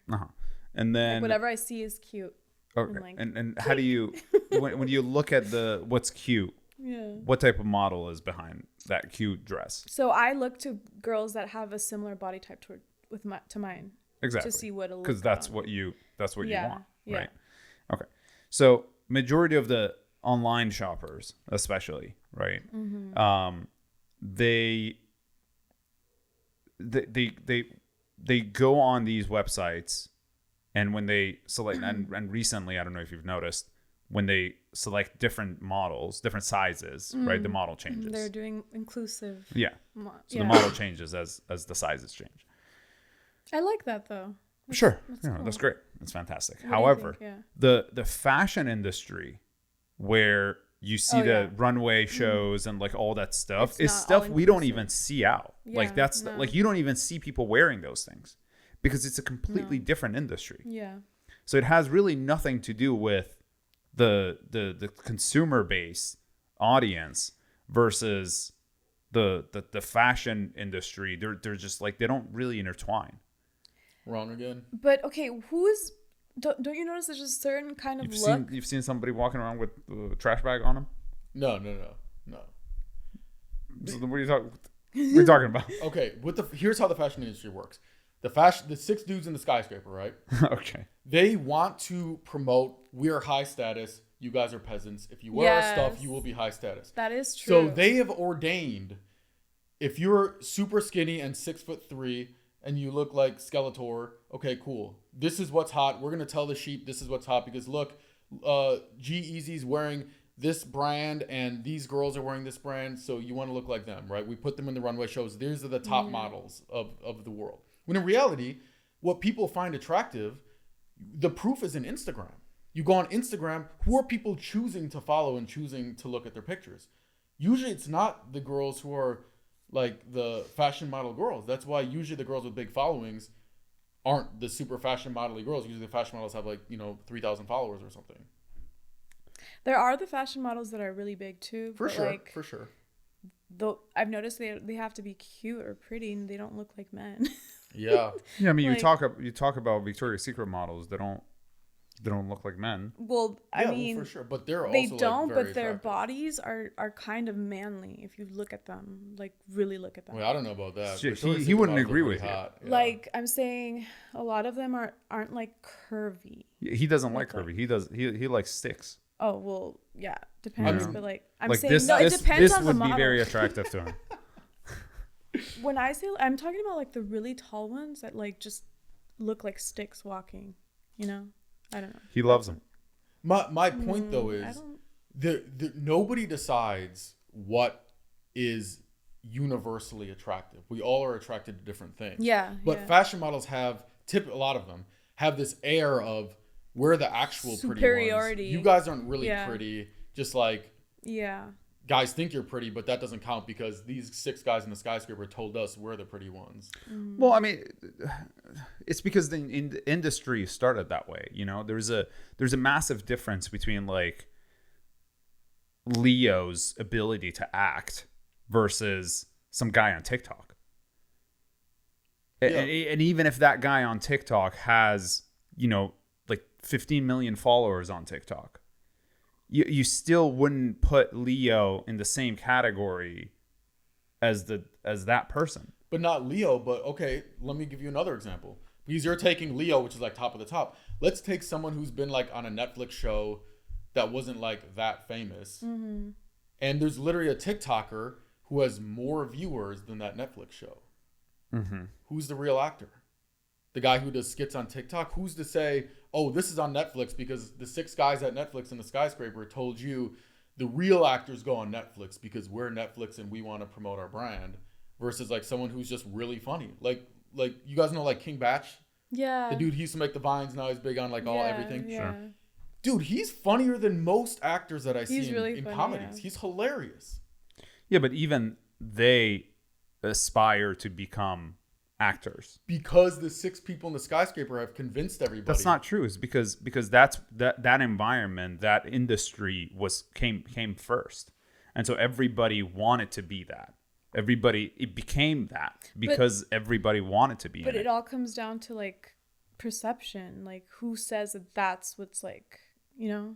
Society does. But, and so we I feel like collectively we're chose it. The sheep brains do. We're It's not. influenced by. It's what existed though. I feel like Hollywood dictates what people are going to be thinking, or like, you know what I mean? They try to influence. Let's every like the media is all about influencing. I'm going to put this in perspective for you. Yeah, Okay. but The difference is she's saying your sheep were wolves. Sure. no, I didn't say that. Calm down, Zach. I didn't say that. I just mean like don't you notice that like all of the propaganda in the media is so, even like the transgender propaganda. But it's so, about like, power though. But who every industry is that saying, way. Who is dictating what we're gonna show to the masses? Like who's dictating that? There is People like, who have the power and the but those reach. people at the top, like Sure. they're like, we don't even see them. They're like the elite that none of the world knows. It's probably not even the Rothschild, no one that we know. Like, you know what I mean? Like it's people we don't even see, and they're dictating like what we get to consume as a society. No, that's not true. That's just conspiracy.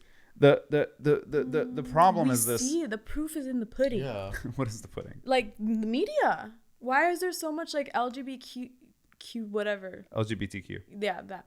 What Sorry, about like it? no shade at all, because like obviously I have friends that are gay and everything. Like I respect them, but I'm just saying there's so much in the media, like they're trying to target the children. Like it's so weird. Who's trying to target the children? Like all of the media is like, even just like a lot of the shows, like what they say or they deem appropriate now. Like almost every like teen or high school show or Netflix series is like, so some of it has like gay, all of it has like gay relationships or lesbian relationships, or even We'll try like and normalize that. transgenderism. Yeah, like they're normalizing it Sure. to our kids. Don't you think that's a little odd? Well, Like you would have to normalize that to kids. you would have to assume that one thing is wrong and one thing is right. Well, I don't. order for it I to don't be think on. a child that is not having sex or actively going to have sex anytime soon should be like worrying about what to do with their sexual organs. You know, like as a kid growing up, were we exposed to like it wasn't like that at all. Like, and I don't know how old you were when you started to look at things sexually, but like that. I'm saying age to be changes taught for that people. in schools. Like, would you be okay if your teachers, the teachers are teaching your kids that? Teaching the kids what? That teaching kids about like being transgender. I think I'm gonna like take this It's off. it's the opposite side. Yeah. Wait, like that? Yeah. Okay. Yeah. Well, I think people's belief system is different in different places. So it's kind of, if you don't believe in, so if you're religious, for example, let's say for the sake of this conversation, and you are in an environment where the school that you put your kids in is promoting God doesn't exist, for example, right? You can't really suggest that they're doing the right thing or the wrong thing because that's what they believe in. So then you would just have to take your kids to a school that does believe in God. Mm-hmm. And so the same thing goes with sexuality. Like if you don't believe that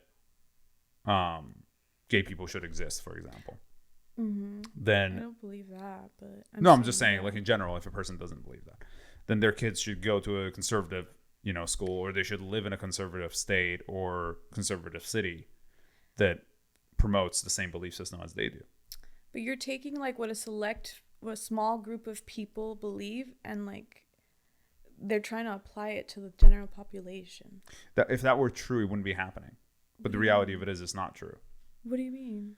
That you're saying that a small group of people believe this, therefore it's. I'm saying they're like promoting it. Not a small group, but like it is a select group that believes in like switching organs, sexual organs. You know, like I know this is a very like, you know, sensitive topic, but no, those are the best. Yeah. but just promoting it to kids so early in school, like you haven't heard of those reports where like there was a report of this man who was showing up dressed like as a woman, like with like these huge breasts, and like he was a teacher, right? And like he was like just cross-dressing, and he was allowed to stay at the school and all of that. Like, well, let's talk about like, that. Why do you think that's wrong?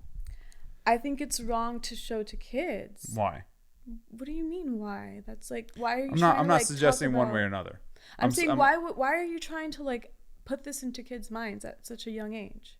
It's just a little, because kids are the most easily influenced of like, you know, all of us. Kids are so easily influenced.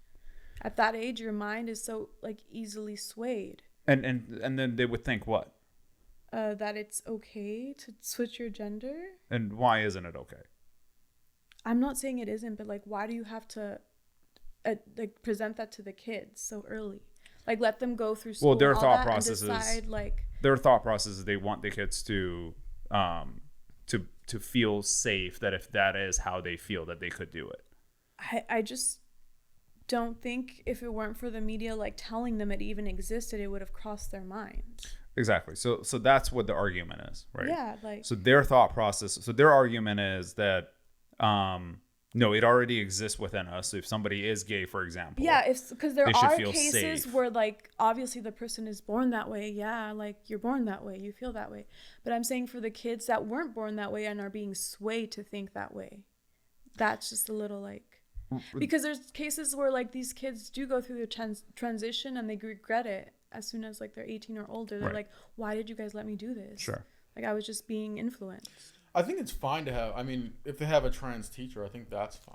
I just don't think you should give any kind of medical treatment until they're 18 and then make your own decision, you're an adult. I'm saying this trans teacher was like telling them about like your telling options. them they should, just like, you know, talking about like what happened and everything. I don't know. It's just a little. How old was he teaching? Was it like elementary or was it like high school? I think it was elementary. Yeah. I mean, that just seems like you shouldn't be talking about sex in elementary school anyway. Yeah. High school's a little different. But like I'm saying elementary, I don't know. Yeah. Would you guys just want your kids to be like taught about that? I don't. Well, let's say for the sake of this conversation, that the gender of that if a child feels that they are in the wrong body, right? If I have a born male and he wants to be a female. Yeah. The reason why they argue the earlier you do it is because you could actually make the transition. And so your hormones, so you would grow up as a woman the earlier you do it. And so I think the problem is so complex that, and also we just don't have enough data in order for us to be able to make the decision, because it's such a it's relatively smaller portion of society feels this way. I feel like there's a difference between people like what you said, that from an early age they know and feel this way, right? But without being influenced from the media, like they just on their own they're that way. I'm talking about like taking out the influencing in the media and like just letting kids grow up and feel that if they're that way, then let them feel that, you know? But I'm saying I do feel like there's a lot of influence from the media to make them that way. I don't know. Obviously I'm not right, you know, this is my opinion. I'm not right. Like, I'm saying like my opinion isn't the only one that matters, and like it's not. Yeah, like, that's really truth. what it is. There are a lot of different opinions out there. Yeah, I just think it is a little wrong. So you have to sort of try to satisfy, you know, very many different parts of society with different types of belief. So you don't see that in the media, how like everyone's like talking about certain things and like trying. Well, it's about normalizing. Like, that's really what it is. Not even transgenderism. I'm talking about like just Like there's an agenda being pushed in the media. You don't see that at all? I just don't. No. I disconnect from the notion that there is an agenda in anything. I just recognize patterns, and like there's like only so many shows you can see with the same kind of storyline. Yeah, but that is the agenda in this case would be normalizing.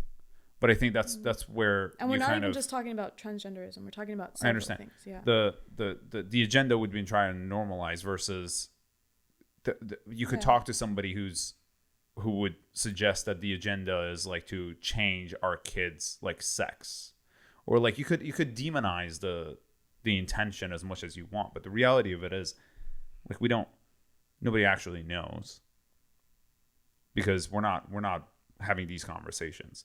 Like if there's a group of people who work for like, I don't know, Netflix, for example, and they're coming up with shows, and they're trying to allow certain shows versus other shows, right? And they're a group of people, and they're thinking to themselves, okay, what's our audience? What does our audience want? And because you don't see that being on Netflix, you don't see like all of Netflix shows being that. Netflix has hundreds of thousands of shows. It caters to everything. Caters to everything because it's smart. It knows it just wants to make money. The more sure. people that sign on, so that's like, exactly more money. And that's really what it is. Hit the diversity. So you try to try to attract a certain group of people. But it is really funny to observe, like when it's being targeted towards children, what's being shown there. Just there. I don't have a kids account, so I don't know what's being targeted to them. Yeah. But you know, you would have to create a kids account and then be like, okay, what can kids see? I mean, definitely is a pattern. I think you guys both half right, and I have the full picture in my brain. So there definitely is an agenda being pushed. I don't know how you don't see that. Either you're blind or your eyes are like don't work all the way or something. What's the agenda that's being pushed? Bro, are you kidding me? Like every I agree with her. Every TV show either has like a racial issue or it's it's trying to normalize. That's what the agenda is. No, but that's the agenda is trying to make more money, and they know, hey, oh my God, they're doing both. Look how many Grammy Awards it got because it had like an Asian person and a black person in the same movie. Wow. So this is the craziest thing ever. Like you said the agenda is to make more money. The agenda for everything is obviously, to make but more money. it is to influence. So you're agreeing with me. It's to make money. You're pointing out an obvious and saying that I agree with you. It's an obvious point. Okay. It's like saying that it's like the night out. It's like, yes, no, like what the, but and they say, oh, I have the whole picture. It's the moon is out. Like, did you know it's like 9 p.m.? Like, yes, observing. Thank you for that observation. Okay, but you just said they're not trying to push any agenda. No conspiracy agendas. Yes, the regular agenda would be to make money. The regular agenda would be to normalize things. But what makes it a conspiracy agenda? Why? Why is it a conspiracy agenda? No, I'm saying that's I don't think that's what's happening. But we're not saying they're conspiracies. We're just saying like there's certain viewpoints being thrown out there in certain shows, like over and over. Yeah, of course. Let me give you an example. What do you guys think is the greatest Marvel movie of all time? If you just had to pick one, it's your favorite one, right? We have to answer? Yeah. Doctor Strange. I like Doctor Strange. Doctor Strange is up Doctor Strange is pretty good. Yeah. But I just like the mystical shit. So. Okay, so it's typically Avengers Endgame, the first Avengers, Doctor Strange, Thor, Iron Man. Usually. So you watched Marvel movies, so right? many of them. Of course. I love them, honestly. Yeah. The top ranked Marvel movie of all time is Black Panther. Oh, wow. And I thought Black Panther was a good movie. It was good, but the best of all time? Okay. Better than Avengers Endgame? And it's so like, what do you think is going on there? I think they were like, oh, we want to be politically correct. We want to get more views. So then Rotten Tomatoes, everybody's scared to make a bad review because they don't want to make a bad review about Black Panther. And by the way, I thought it was a good movie. I thought it was like, it's a great movie. Like maybe like a 70 tomato, maybe like a 80 tomato, 82 tomato, but 99 tomato? Like they were fighting they have guns and they're fighting with spears. It makes no sense. It's like plot holes. Look at what's the theory here. So clearly there's an agenda being pushed of, oh, we want racially diverse movies because that's what's in the vernacular right now. That's what's trending. What's trending. And therefore suggesting that it's fake, that it's 99%, or Yes. what? Yes. Okay, so it's not actually 99%, and that's made up. Correct. So not majority of Well, people. you would give it a 99 tomato? I would give it I would give it probably 83 tomato max. I don't give tomatoes to anything, so that's a hard question for me to I mean, answer. maybe you're bad at reviewing movies and you don't. No, I just don't. I think aside from like The Dark Knight, everything else is garbage. Dark Knight was pretty sick. Yeah, yeah. I think like everything else is, 2 tomatoes. Okay, but my point still stands on if you have something that's in what they're trying to push, either you have different races in your movie, you have different sexual orientations in your movie, it gets pushed higher regardless of the quality of the movie. And there could be great movies with these people in it, cool, but it's like that shouldn't make the quality of the movie or the rating go up because you have somebody of a certain race or ethnicity in it. Well, why wouldn't it? If more people in this particular case, let's say, African Americans, ended up watching the movie and liked the movie, and they were encouraged to actually go and give it tomatoes, then naturally you would think to yourself, okay, if we had, let's say for the sake of this conversation, 100 people watch a white person movie, and then out of those 100 people, 10 people voted, right? And so out of those 10 people, you managed to get like 60% tomatoes, right? But then you reverse that and you look at 100 people watching a black movie, and because of the fact that they don't often get the opportunity to vote because they don't usually care about voting, so then out of the 100 people, that instead of 10 people, 90 of them voted, and out of those 90 people, 89 of them thought that it was 90% tomato, then you just got a higher vote. Yeah, but that's not what happened. Based on what? That is probably what happened. Being smart. Me just knowing. It's like, I saw a TikTok the other day. It was interesting. It was a guy, he was wearing like a sombrero and like typical like Mexican like clothes, right? And he went up to all these white people and he was like, hey, do you think this is offensive? And it's a white guy wearing it, right? Yeah. And all the white people, yeah, you shouldn't do that, cultural appropriation, blah, all this stuff. Then he went to Mexico and he asked actual Mexicans. They're like, oh, this is great. They're like, you look great, blah, blah, blah. Like, they're like pumped about it. Yeah. It's like white people are more like offended by racial issues about other minorities than actual like the actual minorities. Like, it's crazy. I don't particularly disagree with that, but I do think that content, I have a,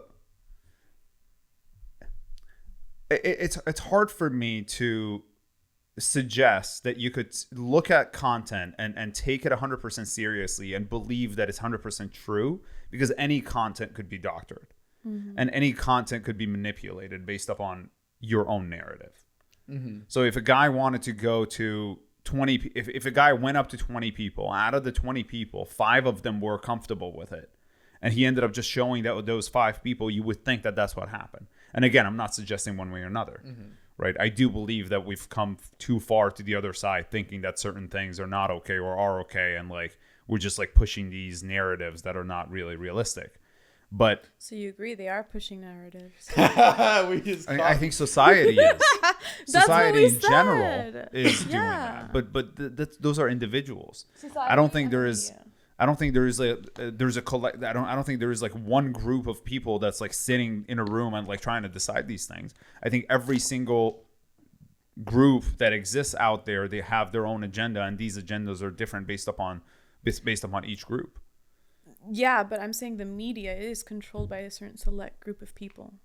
Right. That's not entirely true, because even to that extent, you still have 2 different groups in the media. I do think like the new age of influencing and like TikTok and all of Instagram is influencing the way media is going about their ways now. But I still do think at the end of the day, they answer to someone. Well, yeah, I mean, the reality of it is you have the right and the left, and then they're always competing, and then the information is always contradicting one another. So, yes, you have, but that's just in America, though. Information is not... America's like a cult. Information is not just here. There is information that's actually from other places. So it's like if you went and you look at a European news base or like African news base or like Asian news base, you could find completely different information. You know, so and that's why I don't put too much power in the information that I'm receiving unless I actually go and research it myself. But I also make the connection. I look at both sides and I'm like, okay, these are saying this, these are saying so. What's the in between? It's good, you know, to what be makes the most unbiased, sense? Yeah. As much as you possibly can. I think everybody's biased to a certain extent. That is true, but do you guys feel like we get like real news in America? Or like Define real news. I'm saying, like, do you think that we're being like not shown certain things? Of course. Like I said, news especially is in America. News is very manipulated. Yeah. But that's everywhere in the world, though. Like depending on the country. Depending on the place, yes. Yeah. News is always manipulated everywhere. It's hard to find news outlets that are not combining their news with opinion, and that's hard because when you get a title on something, right? That title is never what is actually going on because their goal is to sell you on having to click on it, right? So it has to be something that's eye-catching and like gets your interest and like, oh, okay, let me click on this, so then they could actually make money. Because have you noticed how, I don't know if you guys feel this way, but on TikTok I learn more about what's going on with current events than anywhere else, and like that goes right with like, why are they trying to ban TikTok? I mean, that's a whole other can of worms, but exactly, yeah, an interesting one. Final question. Do you think the green bubble is a red flag? The what? The green bubble. What does that mean? If you get a guy's number, he texts you the bubble. And he has an Android? He has an Android. No, I don't. Actually, Androids are better in my opinion in like a lot of ways than iPhone. What? I mean, it's just No. iPhone is easier and like it's just like aesthetically pleasing, you know? He's been getting destroyed lately, left and No, I right. haven't. I had like probably the last 3 out of 5. Look. Okay, no, but I know what you're saying dreaming. because I have an iPhone though, I do like, you know what I mean? Like I kind of like think, oh, he doesn't have like the blue bubble. Aw, you know? poor boy. Yeah, not like that, but I'm just like, oh, okay. Like we can start a GoFundMe so you can get a real adult phone. No, because actually Androids are like more expensive than iPhones. Some of them, you know. He's learning. You're getting ripped off. He's recently expensive. learning all these new things from people that are not me. But you guys are so Just funny. make sure you get a good case on your Android. I don't want it to scratch the floor. Can I I have ask, a great though, case on my phone. do we have actually. enough time to like ask like Sure. why do you like Android better than iPhone? I mean, my technology is far more tell you the real advanced reason than, after It has than like iPhones. Yeah. what? The real because he Oh, wants dear to Jesus, here he comes. be different. This is why people get Android. They want to be different. Oh yes, I'm like so like above everybody else that yes, I get this phone because it has different and it has different I get that specs from and- boomers, like the older generation, like. Or they're just old and they like don't know what they're doing. They've got an Android. You know what I mean? No, Zach, Yeah. I actually... or they got a phone from the government and that's the only phone that they can get. I'm actually intellectually more advanced than iPhone users, and the phone that I use is for things that I want to make my life easier, and so therefore, Like, hey, can you I name off have some an key Android. features? So I mean, the sell us on this. multitasking abilities on Okay, this yeah, I've heard of is that. is Yeah. That is the one thing I Unreal. will give you. I do wish my iPhone had split there screen. are multiple things that I've shown him that I'm like there are things That's that I the could only do that you just split can't. screen. You can do split screen. Cool. There are a lot of other things. And then Name one. I heard the camera is better. The it camera true? is- That's fake news. That's fake Is news. it? Yeah. No, it's Have you not. heard about how iPhone actually purposefully degrades the quality of your picture being sent from Androids to iPhones on purpose so that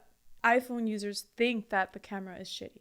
But it's not. It's the system that they use Yeah, is exactly. different. The So it just like it automatically so they're just like shrinks reducing it on purpose so that iPhone users think that the camera quality is not as good. That's what- Either that's- way, It's an when agenda. I send the picture, it's worse. Like, what do you mean? The result is the same. But no, it's because Every time he sends me a video, it looks like okay. World War II footage. I'm like, I get that because my brother has like a really dope Android on his. I hate him sending me pictures. I'm like, yeah, don't do it. yeah. It looks Don't do like it. crayon, like someone drew with crayon. Yeah, but it's the same thing. But I know what you're saying. But it's being manipulated, though. But exactly. But here's what iPhone users don't realize is that when we do the same thing, when we send pictures and items to each other, like to another Android, it's the same. It's the same thing as an iPhone user sending it to an iPhone user. Yeah. So when you meet the 17 people in America that have an Android, your pictures will look good, and for everybody else, it looked horrible. Like.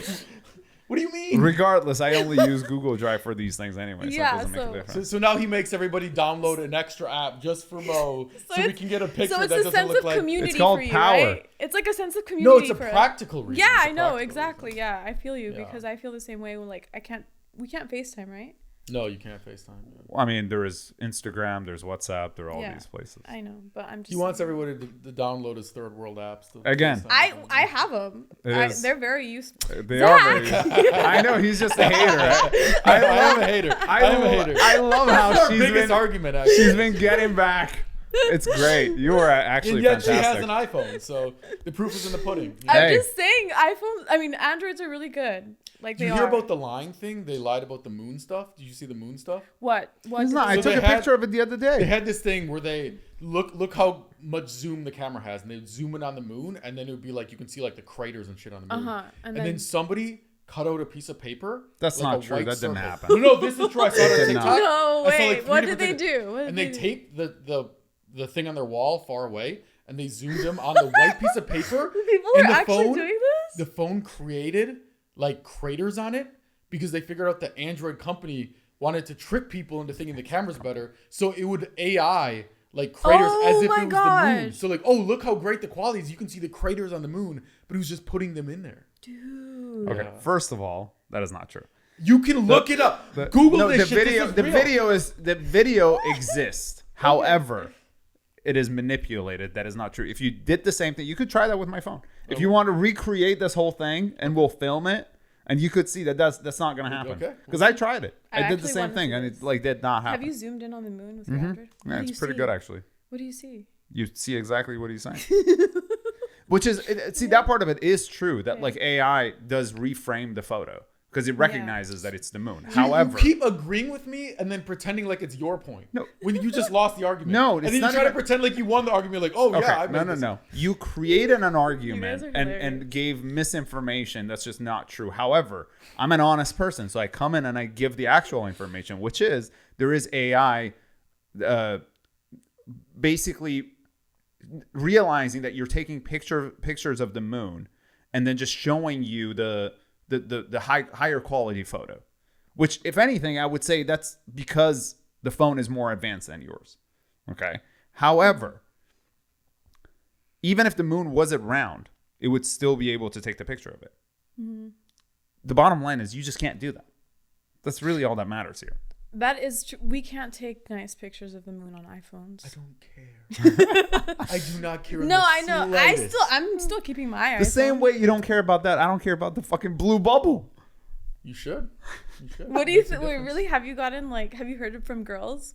Like, yeah, a lot of girls. Like, we're like probably 50-50. We ask everybody on the podcast. Oh, far from 50-50. He likes to think. No, okay. I want to see the actual census. When Zach says 50-50, that means it's like 20-80. No. Okay. So here's what happens. Mo always reframes the question. We always say, is it a red flag if they have an Android? And girls kind of cringe up like, ooh, Android. And then Mo's like, oh, so you wouldn't date a guy with an Android? They're like, well, no, okay. Like, one girl literally said, okay, if he's Jeff Bezos, then okay. You know what I mean? Like, yeah, if he's like overcompensates for that with like being super rich and attractive and funny and connection, blah, blah, blah. Yeah. Okay, then I suppose like I'll let the Android slide. Yeah. But it's not like, oh, like I'm so happy as an Android. Like that's such a plus, you know? It's more so like an exception. Yeah, it's like, I suppose like. I'll make an exception. Yeah, that's essentially what happens. Yeah. Thanks for coming on the show. You've been Thank you guys for having me. Absolutely fantastic. We went 2 hours, which we never really do. Yeah. Oh. So. Really? It's been 2 hours? Yeah. Our editor's going to kill us. There's so much to sift through. So many arguments to sift through. No, I liked it. Thank you guys for having me. Yeah, of course. Absolutely. Thanks for watching.